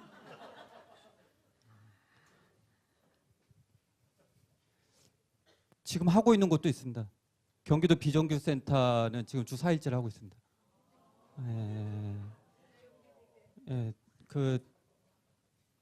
그리고 근데 우리 선생님들이 그리고 여기 오신 분들이 주 4일을 좀 착각하는 것 같아요. 주 4일은 여러 주 4일이 있습니다. 8시 반에 출근해서 7시 반에 출해서 일주일에 법정 근로시간 40시간을 유지하되 하루 9시간 반, 9시간 일하는 주 4일도 있지만 지금 A 지자체는 그게 아니라 유럽처럼 프랑스처럼 일주일 근무 시간 자체를 35시간으로 인정하는 주 4일 실현하는 지자체가 하반기에 모색해서 내년부터 하려고 하는 곳이 산하기관부터 민간위탁시설까지 하려는 곳이 있습니다. 그래서 주 4일은 제가 볼 때는 디지털화 자동화 시대한 일자리에 조금은 좀 하고 싶은 일자리, 보람된 일자리와 다양한 잡시어링에서 좀 빨리 오지 않을까 의외로 생각하는데요. 그건 두 번째 질문하고 연동된 것 같아요. 가장 중요한 건 내가 주 4일이나 일주일 35시간 일하더라도 기본적인 인간의 삶을 향유할 수 있는 정도의 생활할 수 있는 수준. 그런데 경기도하고 서울은 하고 있는 것 같은데요. 리빙웨이지라는 생활임금 제도를 하고 있잖아요. 근데 민간의 확산이 안 되는 문제. 이런 것들을 우리가 조금 더 볼 것인지. 근데 조금은 빨리 오지 않을까 하는 생각은 듭니다. 네.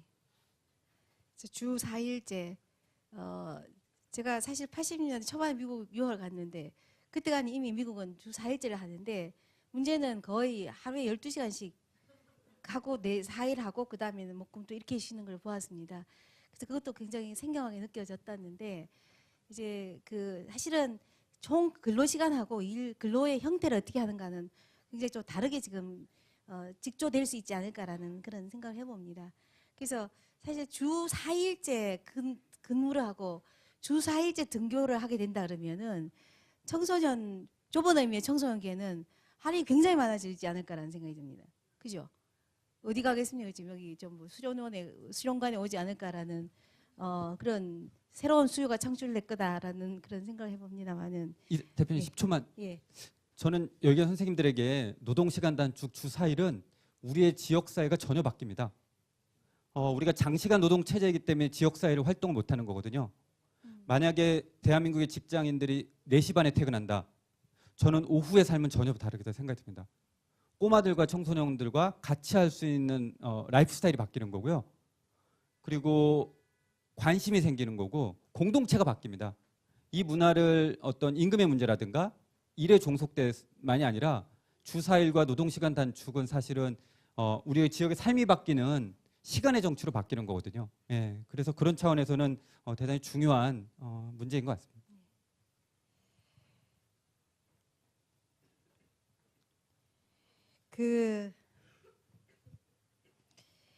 장기간의 계획을 실행하지 못하는 일을 우리가 지금 여러 가지 우리가 노력을 하고 안을 내고 있는데도 불구하고 계획을 실행하지 못하는 이유가 뭘까? 여기서 나오시는 것 중에 하나가 실적 위주, 그다음에 기다려줄 수 없는 조급함이 원인이 될 것 같다고 이렇게 누군가 말씀해 주셨습니다.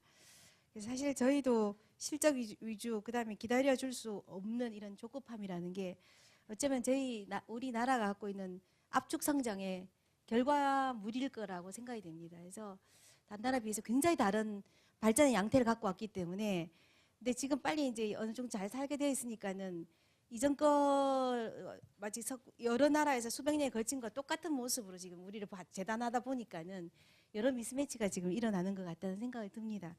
그래서 이제 이거는 대체로 질문들이 이게 아주 구체적인 질문이라기보다는 일반적인 방향에 대한 것들을 많이 물어주셨습니다. 여기 또 이제 약간 숙련 형성이라는 말씀하셨는데 이 용어는 굉장히 어려운 용어입니다. 사실은 여기 노동 경제나 이런 쪽에 하는 때는 굉장히 용이한 주로 쓰는 용어인데 이것도 랭귀지가 굉장히 차이가 나는 용어입니다. 그래서 숙련 형성이라고 말씀하셨는데 이 숙련 형성에 대한 촘촘한 직업 교육 진로의 구체적인 사례 이런 것들을 뭘로 보시는 건지 한번 그 적용할 수 있는 게 뭔지 말씀 좀 해달라고 이렇게 질문이 들어왔습니다. 예, 선생님 슬라이드 9쪽 예, 준비해 왔습니다. 예. 제가 넘길까요? 예. 여기 있는 선생님들 중간 좌상단 화면 어떻게 보세요? 우리나라에서 볼 수 없는 공장의 모습입니다. 생산직 공장에요.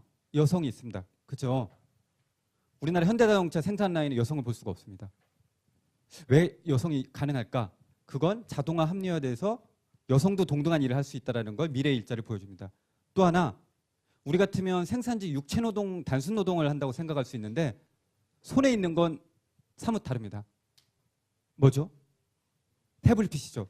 미래의 일자리는 저런 된 공장에 자동화된 공장에서 컨트롤 오작동을 만질 수 있는 게 생산직의 노동자를 모집하는 모습이에요. 저게 지금 독일의 디지털화 시대의 일자리의 모습이라는 겁니다.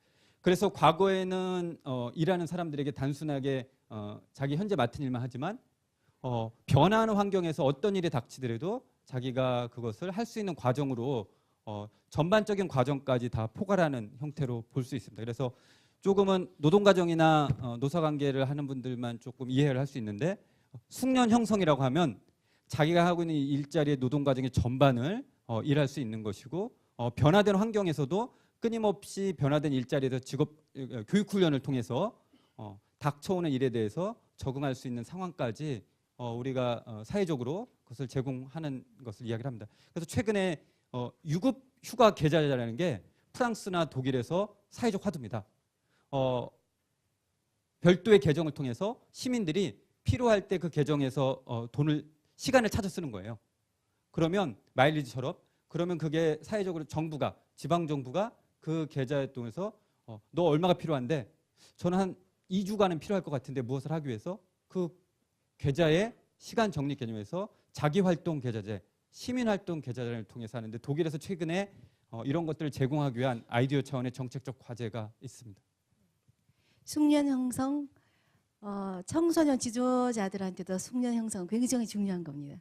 말씀하신 대로 세상이 굉장히 노동 환경이 바뀌고 직무가 바뀌더라도 본인이 갖고 있는 걸 갖고 빨리 배우고 더 적응을 시켜서 새로운 그 상황에서 변화하도록 하는 것인데 사실 고민 중에 하나가 청소년 지도자들이 굉장히 고민하고 있습니다. 아까 말씀드린 대로 세상 바뀌고 우리 지도자들은 동시에 지금 나이가 들어가고 있습니다. 지금 지도자들의 사실 제일 고민 중에 하나가 뭐냐면 청소년 지도자들의 고령화는 어떻게 할 거냐 이 질문입니다. 저는 매우 심각하다고 지금 생각이 되는데 그러면은 그동안 활동 중심으로 아이들하고 그러니까 호흡을 같이 해왔는데 그럼 내가 점점 호흡하기 힘들어요. 점점 같이 뛰어다니기도 힘들고 그러면 이제 우리들은 넥스트 스텝은 뭘까? 그랬을 때 숙련형 그러니까 진지하게 제가 질문을 던지고 싶은 거는 오늘 답을 얻자는 게 아니라 그러면 우리 청소년 업계의 그러니까 지도자들의 숙련이라는 것이 도대체 뭘로 구성이 되어 있냐, 무슨 능력으로 구성이 되어 있고 이건 어떻게 형성이 될 것인가는 우리 굉장히 고민을 해야 될 그런 지점이라고 생각이 듭니다. 그래서 저희들이 이제 아까 그래서 다른 어떤 영역보다도 우리들이 사람을 통해서 하는 이런 숙련이기 때문에 그래서 우리 청소년 지도자들의 이게 역량 교육이라는 것이 업그레이딩하는 것이 굉장히 필요하다. 학습이 굉장히 필요하다라는 그런 생각을 해봅니다. 그래서 아마 거의 이제 마지막 정도 되겠는데요. 이런 질문은 세 분 멘토님께서 아무나 대답해 주셔도 좋습니다. 행복하지 않은 청소년 지도자가 청소년들의 행복을 지원할 수 있을까요? 이런 질문을 했습니다. 그래서 이게 맨날 느끼는 이건 많은 것이 깔려 있습니다. 우선 청소년 이 영역이 굉장히 근로조건이 안 좋고 임금이 낮다. 그다음에 그리고 주말이 굉장히 일을 많이 합니다. 남들은 다 쉴 때인데 이거 전부 주말에 와서 행사를 굉장히 많이 하고 그다음에 주로 근무 이후에 일을 많이 하기 때문에 행복하지 않거든. 좀 가끔씩 굉장히 힘들다 느끼는 것 같습니다. 이럴 때 이게 무슨 팁이 있으신지 지금 아니면 이 업계를 떠날 수밖에 없다. 제일 확실한 건 업계를 떠날 수밖에 없다라고 말씀하실 수도 있고 아니면 이건 모두 이런 분야에 굉장히 사실 노동의 측면에서 마찬가지입니다. 누군가의 행복을 위해서 어떤 사람은 주말을 반납해야 되고 이런 것들이 사회 곳곳에 있지 않습니까 지금. 그랬을 때 우리들의 태세는 어떻게 가져가야 될 건가라는 것이 굉장히 저는 중요한 질문이라 해서 제가 이걸 뽑아봤습니다. 교수님 행복하려면 어떻게 행복하지 않는다 그러는데 행복 전문하시는 분 전문가 어떻게 하실까요? 글쎄 이게 경제학자들이 뭐 주식으로 돈 버는 법이 없듯이 제가 뭐 행복 연구한다고 저 스스로 뭐 굉장히 행복한 사람이라고 이야기하기가 좀 힘든 면도 많고요. 네. 교수직도 3D가 된 지 오래돼서 저도 주말에 연구실 나가서 논문 쓰고 그럽니다. 그래서 뭐 당연히 본인이 행복하지 않은데 그 청소년들을 행복하게 만들기는 굉장히 어려운 일이고요. 아마 아까 말씀드린 것처럼 지금 본인이 가지고 있는 고민, 이 행복에 대한 고민, 또는 나는 왜 이렇게 지금 상황이 이런가라는 고민을 실제로는 청소년들도 똑같이 할 거거든요. 물론 상황은 다르지만. 그래서 동병상련을 한번 느끼시는 게 도리어 만약에 도움이 된다고 그러면 도움이 될 수 있을 것 같습니다. 지난번에 이게 약간 작은 에피소드지만 민원이 하나 있었습니다. 저희 그 수련관 한 수련관에서 어떤 학생이 반가워 아카데미 학생인데 선생님한테 반가워 아카데미 선생님한테 선생님 저는 학교에 너무 가기 싫어요.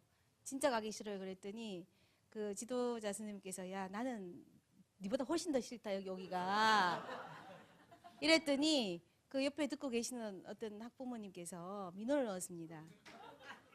선생님이 이런 태도를 갖고서 지금 아이들을 가르친다 과연 이게 있냐 이제 이런 거였는데요. 그래서 저희들이 사실 쉽지 않은 그런 근로 여건에 있으면 이제 보여주고 있습니다.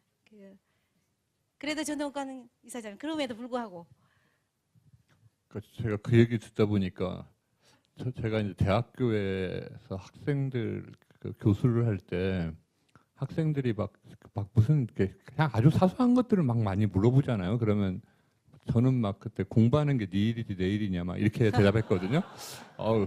그 민원의 큰 근데 이제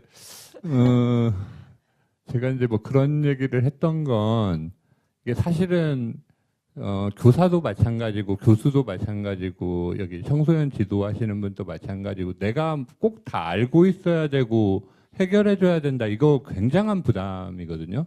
그러니까 저는 이제 현대 사회는 내가 다 알고 있을 필요가 없는 사회라고 생각해요. 그러니까 아까 뭐 연결 뭐 이런 건데 누군가를 좀 이렇게 연결해주면 되는 일이고 내가 다 알고 내가 다 예를 들면 내가 그걸 꼭 다 알아야 된다 이렇게 생각하면은 굉장히 내가 힘들잖아요. 근데 나는 꼭 다 알아, 나는 몰라 이렇게 나는 몰라도 돼 이렇게 생각하면 굉장히 내가 자유로워지거든요.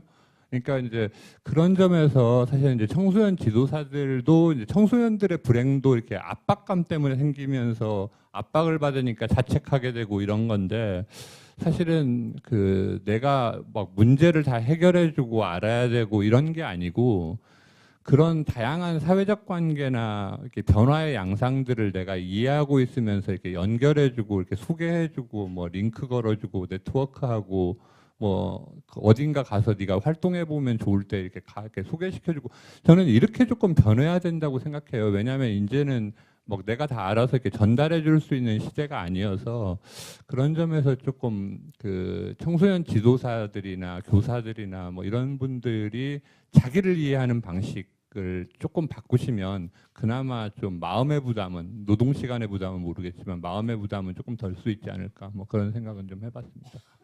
민원이 더 들어올 것 같은 느낌이 지금 들고 있습니다.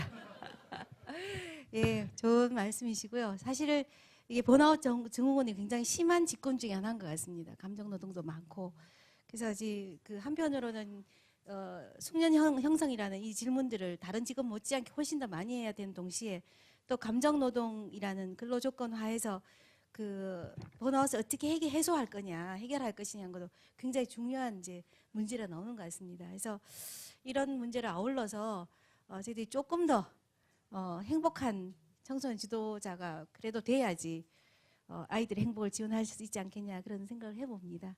그래서 이체로 이 정도로 정리를 할까요? 예. 더 많은 여기 질문들이 많이 나와 있습니다. 오케이, 예. 예. 그리고 오늘 여기 사실 참 세 분 모시기 굉장히 어려운 세 분을 모셨습니다. 그래서 여러 주제를 말씀하셨는데 꼭 오늘 오셨는데 이 질문을 꼭 하시고 싶은 분 계시면 플로어에서 두 분만 받도록 하겠습니다. 아, 예. 또 뒤에 다른 분 한 분 예약해 주시기 바랍니다.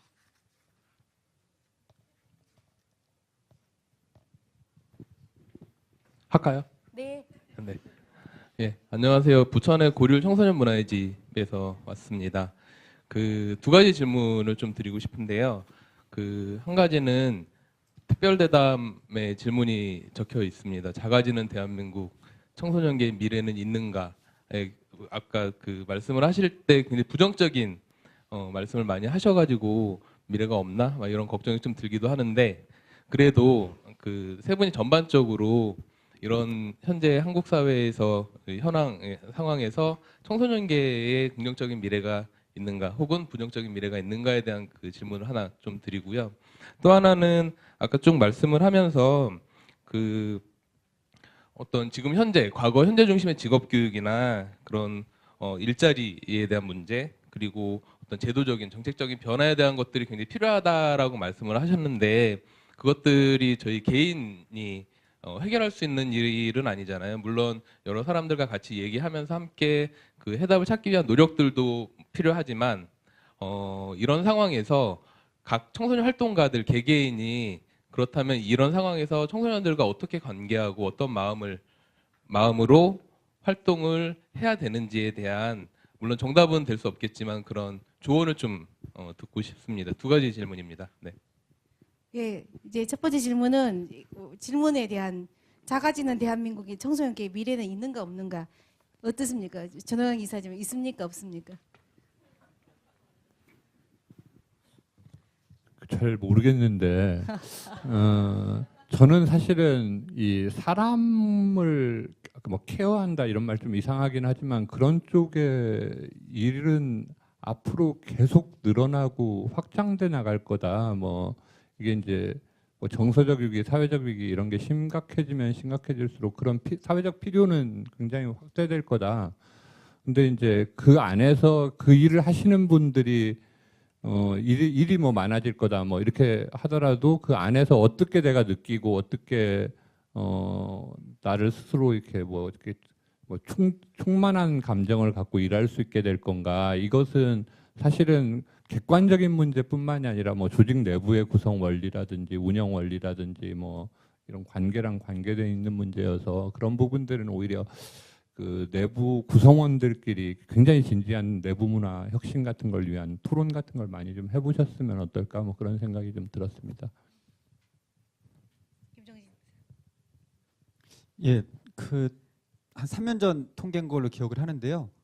꼬마 청소년을 둔 부모들의 내 자식의 미래 직업 1순위가 3분의 1이 공무원이더라고요.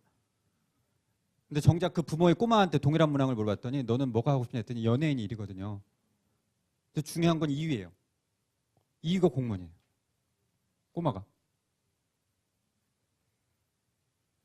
수정구의 주민자치센터 공무원 선생님이 뭐 하는지 초등학생이 어떻게 할까요? 저는 이게 우리 상상력이 없는 나라라고 생각하거든요. 부모님이 이 양극화 시대에 너 공무원해. 정년은 그거밖에 없어.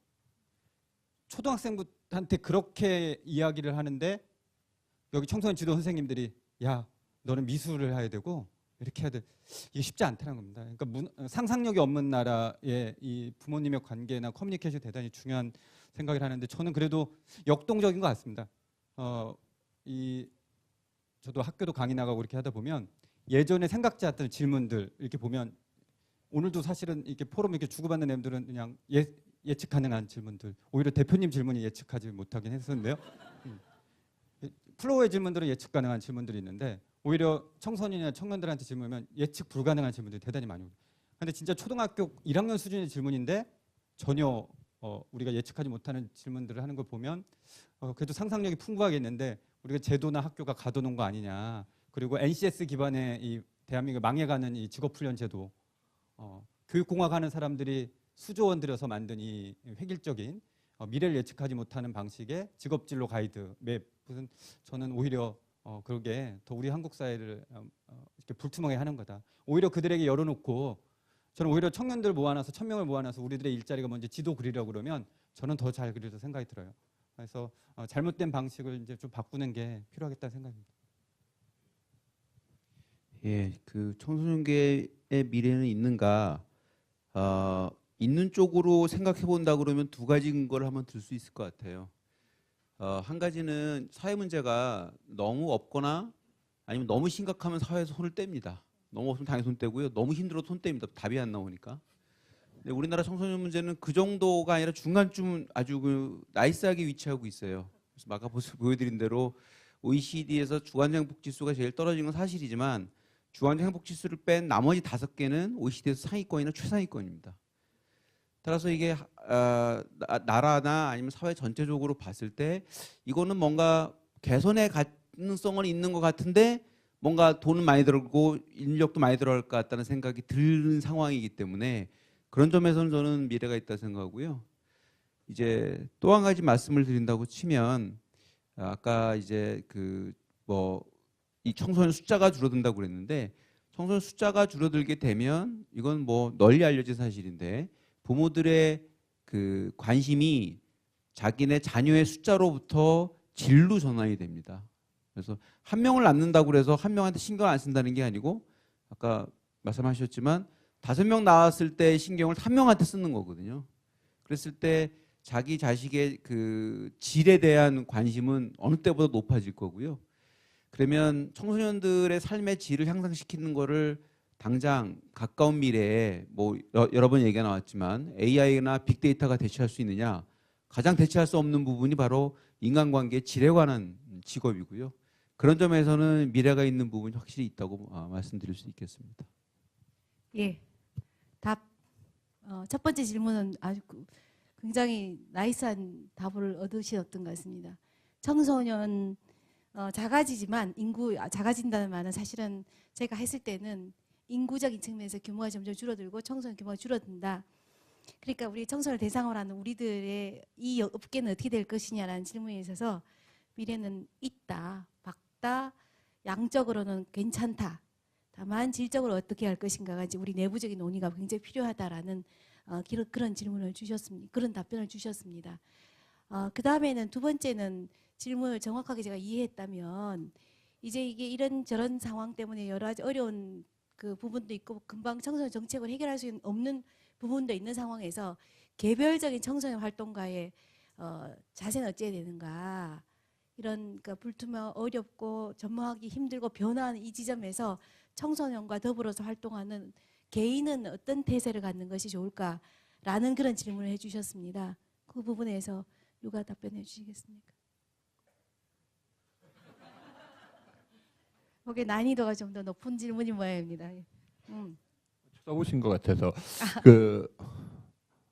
아까 뭐 그 청소년의 미래는 뭐다 뭐 이거 쓰는 난이 있어서 제가 그냥 집에서 이렇게 생각해보다 그냥 그거 안 해도 될 것 같으니까 여기로 그냥 갖고 와서 얘기하면 저는 사실 청소년계가 제가 20년 전에 이제 청소년계를 처음 시작하면서 저는 좀 어떤 개든 발전을 위해서는 이니셔티브가 중요하다 이런 생각이 좀 들거든요. 그 이니셔티브라는 건 그런 거죠. 이렇게 개가 예를 들면 청소년계는 청소년계, 뭐 복지는 복지계 이렇게 딱 뭉쳐 있는 게 아니고 다른 쪽을 이렇게 연결할 수 있는 그 주도성, 이니셔티브가 사실은 제일 핵심인데 저는 이제 그런 것들의 기반은 이렇게 변화를 아무래도 이제 청소년은 제일 민감한 대상이니까 그런 변화가 어디를 향해서 가고 있고 그 대상은 뭐고 이런 사실은 연구기획 기능 같은 것들이 굉장히 중요하다고 생각해요. 사실은 근데 이제 아까 성남도 그 얘기 들어보니까 연구 인력이나 예산이 별로 없다고 그러고 아마 제가 이렇게 부천도 이렇게 한번 이렇게 넘겨보니까 그렇게 별로 이렇게 많지는 않은 것 같고 그래서 사실은 이런 데다가 사실은 투자를 해줘야 이니셔티브가 생기고 다른 개를 끌어들여서 이렇게 뭘 할 수 있어서 저는 사실은 이렇게 막 10개 재단이나 있으면 그런 뭐랄까 이렇게 새로운 아젠다 형성을 위한 좀 이니셔티브 개발을 위한 좀 뭐랄까 연구라든지 이런 걸 통해서 청소년계가 토론과 좀 뭐 이렇게 논의를 조금 많이 해보는 거 그런 게 좋지 않을까 뭐 그런 생각은 좀 많이 하게 됐습니다 최근에. 예. 혹시 플로어에서 한 질문 한번 더 받도록 하겠습니다. 예. 스텝 명찰을 차고 있는 스텝이 질문을 해서 좀 행사가 이상해지는 것 같은데요. 네, 스텝도 질문할 권리가 있으니까 네, 평소 궁금했던 사항을 질문을 하고 싶은 욕구가 여기까지 왔다가 방금 김종신 부소장님께서 예상 가능한 질문만 나온다 그러셔가지고 좀 자신감이 떨어집니다. 네. 과연 예상 가능한 질문인지 아닌지 평가해 주시면 감사하겠습니다. 네, 그 저출산 고령화 시대고 인구가 감소하는 시대를 우리가 좀 다르게 생각을 해보면 그 한 사람 한 사람이 가치가 더 중요하게 되는 가치가 아닌가 생각을 좀 했습니다. 반면에 이제 우리 사회에서 그렇다면 반면에 우리 사회에서 청소년이라는 사람이 제가 사람이라고 표현한 이유는 시민이라고는 아직까지 인정을 되지 않기 때문에 사람이라는 표현을 했는데 우리 청소년이라는 단어가 우리 사회에서 시민으로 인정을 받고 있는가 이걸 또 돌려서 생각을 해보면 그 한 사람의 가치가 굉장히 중요한 시대가 미래 사회인 것 같은데 지금의 시대는 우리 청소년들이 시민으로서의 가치를 인정받지 못하고 있고 따라서 청소년 정책이라는 것들이 항상 좀 사각지대에 있는 듯한 느낌이 들었습니다. 반면에 청년 정책들은 굉장히 이제 실험들과 함께 가면서 부각이 되고 그러다 보니까 청년 정책들은 굉장히 이슈가 되고 수많은 주제들도 나오고 또 여러 가지 새로운 정책들이 쏟아져 나오는데 청소년 정책은 항상 청소년 정책 그 사이에만 있고 교육 정책이라는 틀 안에 또 갇혀져 있다는 느낌이 들거든요. 미래 사회의 주된 핵심적인 화두가 제 생각에는 그 연결인 것 같고 관계인 것 같고 그 연결과 관계를 할 수 있는 역량인 것 같은데 그렇다면 정책도 이런 연결을 좀 돼야 되지 않겠나라는 생각을 좀 개인적으로 했습니다. 더불어서 드리고 싶은 질문이 또 청소년 지도자분들이 대부분 많이 계시니까 공감을 많이 하셨을 텐데 청소년이 줄어드는데 우리 청년까지 해야 되는 거 아니야? 라는 생각들 아마 많이들 하셨을 겁니다. 그렇지만 정책은 분리가 되어 있거든요. 또 이게 전효관 우리 이사장님도 오셨는데요. 그 청소년 정책과 청년 정책이 같이 가야 되지 않겠나. 또 청소년들 우리 그 이행계에서도 청소년에서 청년으로 가는 거지 않겠습니까? 또 외국 같은 경우에는 청소년이라는 단어가 없고 대부분 다 이제 그 뭐 45살까지 뭐 청년으로 보거나 뭐 그러는데 우리는 자꾸 분리가 되어 있다 보니까 따로따로 노는 듯한 느낌. 그러다 보니까 청소년은 시민으로 인정을 받지 못하는 느낌. 하지만 미래 사회는 한 사람의 가치가 중요한 사회인 건 분명한 건데 이런 시대에서 우리 그 청소년 정책과 청년 정책이 같이 가서 우리 갈 수 있는 방법이 만약에 모색이 된다면 저출산 시대 인구가 감소하더라도 우리 청소년 지도자가 할 수 있는 역할과 일이 더 많지 않을까 하는 생각이 드는데 이 부분에 대해서 의견을 좀 주시면 감사하겠습니다. 뭐 그 하나의 가능성으로 되게 이제 검토해 볼 만한 대목이라고 생각해요. 그러니까 이제 저는 어떤 점에서 청년 정책이 최근에 좀 잘 보이는 건 전혀 없었다가 생겼기 때문에 보이는 거라고 생각해요. 그 5년 전에 청년 정책은 제가 볼 때 없었어요. 5년 전에는 청년 실업 대책이 있었어요. 대책이 뭐 그냥 이렇게 그런 게 있고 뭐 정책이랄까 인프라를 어떻게 하고 뭐 이런 게 전혀 없었는데 이제 서울시에서 한 5, 6년 전부터 청년이라는 정책을 이렇게 들고 나오면서 이제 이게 생기다 보니까 없었던 게 생기니까 이제 상대적으로 잘 보이는 거고 청소년 정책이 안 보이는 건 제가 볼 때는 너무 오랫동안 이렇게 좀 이렇게 와서 이제 그 시설과 프로그램이라는 것으로 이렇게 사람들 이제 약간 정형화되어 있는 뭐 이런 것 때문에 좀 사회적으로 잘 안 보이는 거 아닌가 뭐 그런 생각이고요. 저는 그 청소년과 청년을 연결시켜야 된다 이런 건 뭐 요즘에 이제 후기 청소년 문제도 많이 거론되고 또 하나는 뭐 이 교육에서 직업으로 이행하는 그 시기가 이제 계속 길어질 수밖에 없는 게 이제 현대적인 조건이고 뭐 이런 점에서 사실은 어떤 통합적 접근 같은 것을 어떻게 할 거냐, 이제 이런 건 저는 되게 중요한 과제인데, 그 약간 이제 감각으로는 그런 어려움은 있는 것 같아요. 그러니까 예를 들면 1318 중심의 청소년하고 20대하고 이게 서로 자기 주체들이 생각하는 감각이 좀 다르잖아요. 1318하고 이렇게 20대 이렇게 하면 이제 과제 설정도 좀 다르고, 여기는 조금 학습과 교육이라고 하면 청년들에게 학습 뭐 이렇게 하면 자기결정권이 훨씬 중요하다 이렇게 생각할 거고, 그런 부분에서 어떻게 그 연결시킬 수 있는지 이런 부분들은 저는 뭐 예를 들면 뭐 한 지자체 같은 데서 좀 해볼 수도 있다고 생각해요. 뭐 말하자면 이제 제가 그냥 이런 말을 던져도 되는지 모르겠는데, 지난 한 10년은 글로벌을 잘하면 우리가 이제 진로가 뭐 이렇게 뭐가 이렇게 영역이 생길 거다 이렇게 생각해 왔는데, 저는 앞으로 10년은 로컬에서 뭐가 생기지 않으면 안 생길 거다 뭐 이렇게 한번 가정을 해볼 필요도 있다고 생각해요. 그러면 이제 로컬이라는 걸 놓고 청년과 청소년이 그 안에서 어떤 일을 로컬에서 벌려볼 수 있을까, 어떤 관계를 설정해 볼 수 있을까, 뭐 이런 식의 생각을 해보면 아까 이제 정책적으로 어떻게 이제 궁극적으로 연결시키기 전에 뭐 그런 식의 조금 이렇게 모델과 실험 같은 것들을 조금 해볼 수 있는 여지들은 있지 않을까, 뭐 그런 생각을 해보는데, 저도 뭐 막 깊게 생각해 본 문제가 아니어서 말씀하신 건 한번 같이 고민해 볼 수 있을 것 같은 생각은 들었습니다. 예, 사실 청년 정책이 없었던 건 아닌 것이, 청년을 뭐 20세 이후로 본다 그러면 많은 대학 지원 정책이 있었습니다. 그럼 그건 청년 정책이 아니었나? 그렇지 않거든요. 그리고 청소년 정책도 마찬가지입니다. 청소년 정책이 있지만 사실은 어마어마한 많은 돈들과 정책들이 학생을 위해서 정책이 만들어졌고 집행이 됐는데, 이제 문제는 정책 영역에 따라서 정확하게 정책 부처 영역에 따라서 용어가 굉장히 줄어들고 인위적으로 재단된 경우가 굉장히 많았던 것 같습니다. 그래서 제가 여기서 지역에 와서 다시 보니까 저는 로컬이 굉장히 중요하다고 생각이 되고, 다시 한 사람의 인생으로 본다 그러면은 사실은 그가 일하는 시간, 학습, 여가 이것들이 굉장히 통합적인 형태로 쭉 가야 되고, 그다음에 라이프 스테이지조차도 이렇게 연결되는 지점인데, 우리로 하여금 정책이 다 잘라냅니다. 얘는 이거랑 다르고. 그래서 굉장히 우리가 소통하고 연결해야 된다는데, 우리 하고 있는 일 자체가 계속 잘라냅니다. 독자성을 가지지 않으면 정책하는 사람이 서 있지를 못하기 때문에 그런 것 같습니다. 그래서 이런 부분 아마 실제로 실제로 수요되는 청소년 시민, 뭐 청년 시민들 입장에서 다시 이게 재구조화해야 되지 않냐, 재배려되지 않냐라는 생각을 해봅니다. 동시에 이렇게 하다 보면 여기 청소년계에서 출발하는 이니셔티브를 만들어낼 수 있을 거라고 생각이 됩니다. 제가 이제 여러 영역에서 일하다 보니까 느낌은 뭐냐면 이런 생각입니다. 굉장히 청소년 일하는 사람들이 뭐 원래 의도는 그렇지 않았겠지만 현재적인 관점에서 본다면 굉장히 통합적으로 움직이고 있습니다. 지덕체가 이게 같이 움직여서 굉장히 미래에 좀 더 적합한, 지금 요구되는 그런 인력들이 아닐까라는 그런 생각해 봅니다. 그래서 숙련 형성을 다시 되짚어 보면서 내부적인 논의를 좀 더 강화를 하고 해서 더 많은 사람들이 청소년계에만 들어오는 게 아니라 청소년계라고 묶지 말고 훨씬 더 이걸 확장을 시켜야 되지 않을까, 그런 생각을 해봅니다.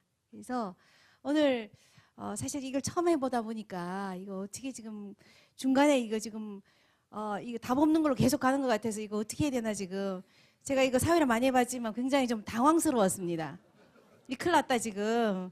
그랬는데 이제 쭉 하다 보니까 결론적으로는 굉장히 좋은 말씀들을 많이 해주셔서 멘토님들한테 더욱더 감사드리고, 그 다음에는 같이 참여하신 분들에게 굉장히 감사를 드리겠습니다. 그러면서 더 마지막 그 단계로 저희들 이거 시작하기 전에 각 지도자분들께 청소년 지도자의 미래는 땡땡이다 라는 비전 카드를 작성해 줍사 부탁을 드렸습니다. 이제 한번 띄워보도록 하는데요. 우리 멘토님들도 쓰셨죠? 안 쓰셨으면 멘토님들 쓰시기 바랍니다. 저는 말로 이제 많이 예. 편집을 하고 했는데. 이제 이런 거.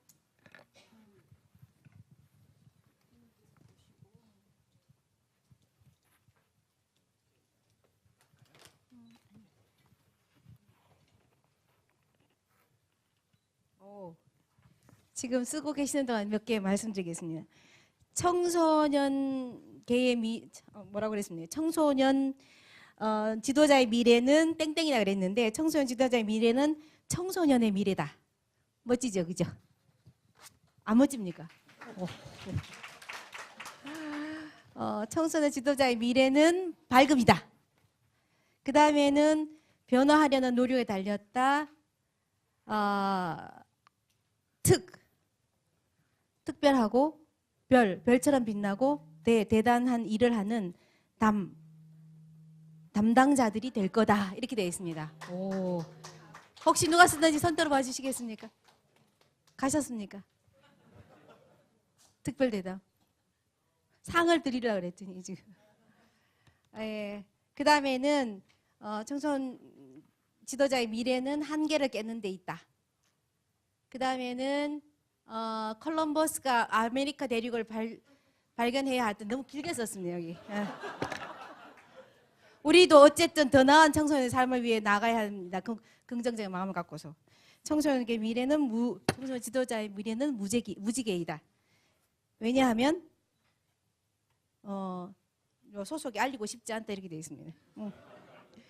그 다음에는 청소년 지도자의 미래는 내가 만들어가는 것이다 이렇게 되어 있습니다. 그리고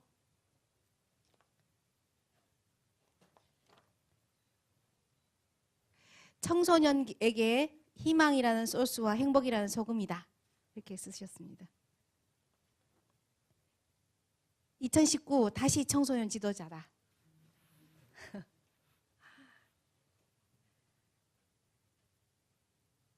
이 똑같이 청소년 미래이자 이거 거꾸로 썼으니까 거울로 해놨습니다. 되게 아이디어 좋습니다. 거울로 해서 거꾸로 써놨는데 청소년 미래는 곧 청소년 지도자의 미래다 이렇게 써놓으셨고요. 그래서 화이팅 했으면 좋겠습니다. 뭐 등등 쭉 함께 손잡고 가야 할 길이다 이렇게 만들어 놓으셨습니다. 그래서 이 많은 의견들이 쭉 보면 좋겠지만 청소년 지도자의 미래는 바로 당신 유 이렇게 되어 있습니다. 이거는 누구나 보아도 알 수 있다 이렇게 되어 있는데 결국 청소년이다. 활력 비타민이다. 뭐 되게 긍정적인 말씀들을 많이 주셨습니다.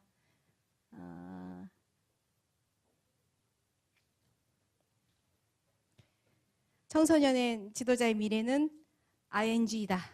현재 진행형이다. 하나만 더 보도록 하겠습니다. 반면 교사가 될 수도 있고 타산지석이 될 수도 있고 될 수도 있는 선생님이기 때문이다. 뭐 이렇게 써놨습니다. 더 청소년 이렇게 되어 있습니다. 그래서 몇 가지 되게 여러 가지 아이디어들이 있는데 이거 나중에 모아서 지금 같이 나눠볼 기회를 갖도록 하겠습니다. 자, 우리 멘토님들 어떻게 하셨는지 보면 직접 말씀해 주시기 바랍니다. 그렇습니다. 원자력 에너지인데요. 원자력 에너지는 우리랑 상관없는 것 같지만 실제로는 전 사회적인 이슈죠. 청소년계는 청소년계만의 미래가 아니라 우리 사회의 미래고요. 그다음에 이게 원자력 에너지를 어떻게 사용하느냐에 따라서 지옥이 될 수도 있고 천국이 될 수도 있지 않습니까? 그래서 청소년계의 미래는 결국 우리가 어떻게 하느냐에 달려 있을 것 같습니다. 예, 그래서 이렇게 적어봤습니다. 네.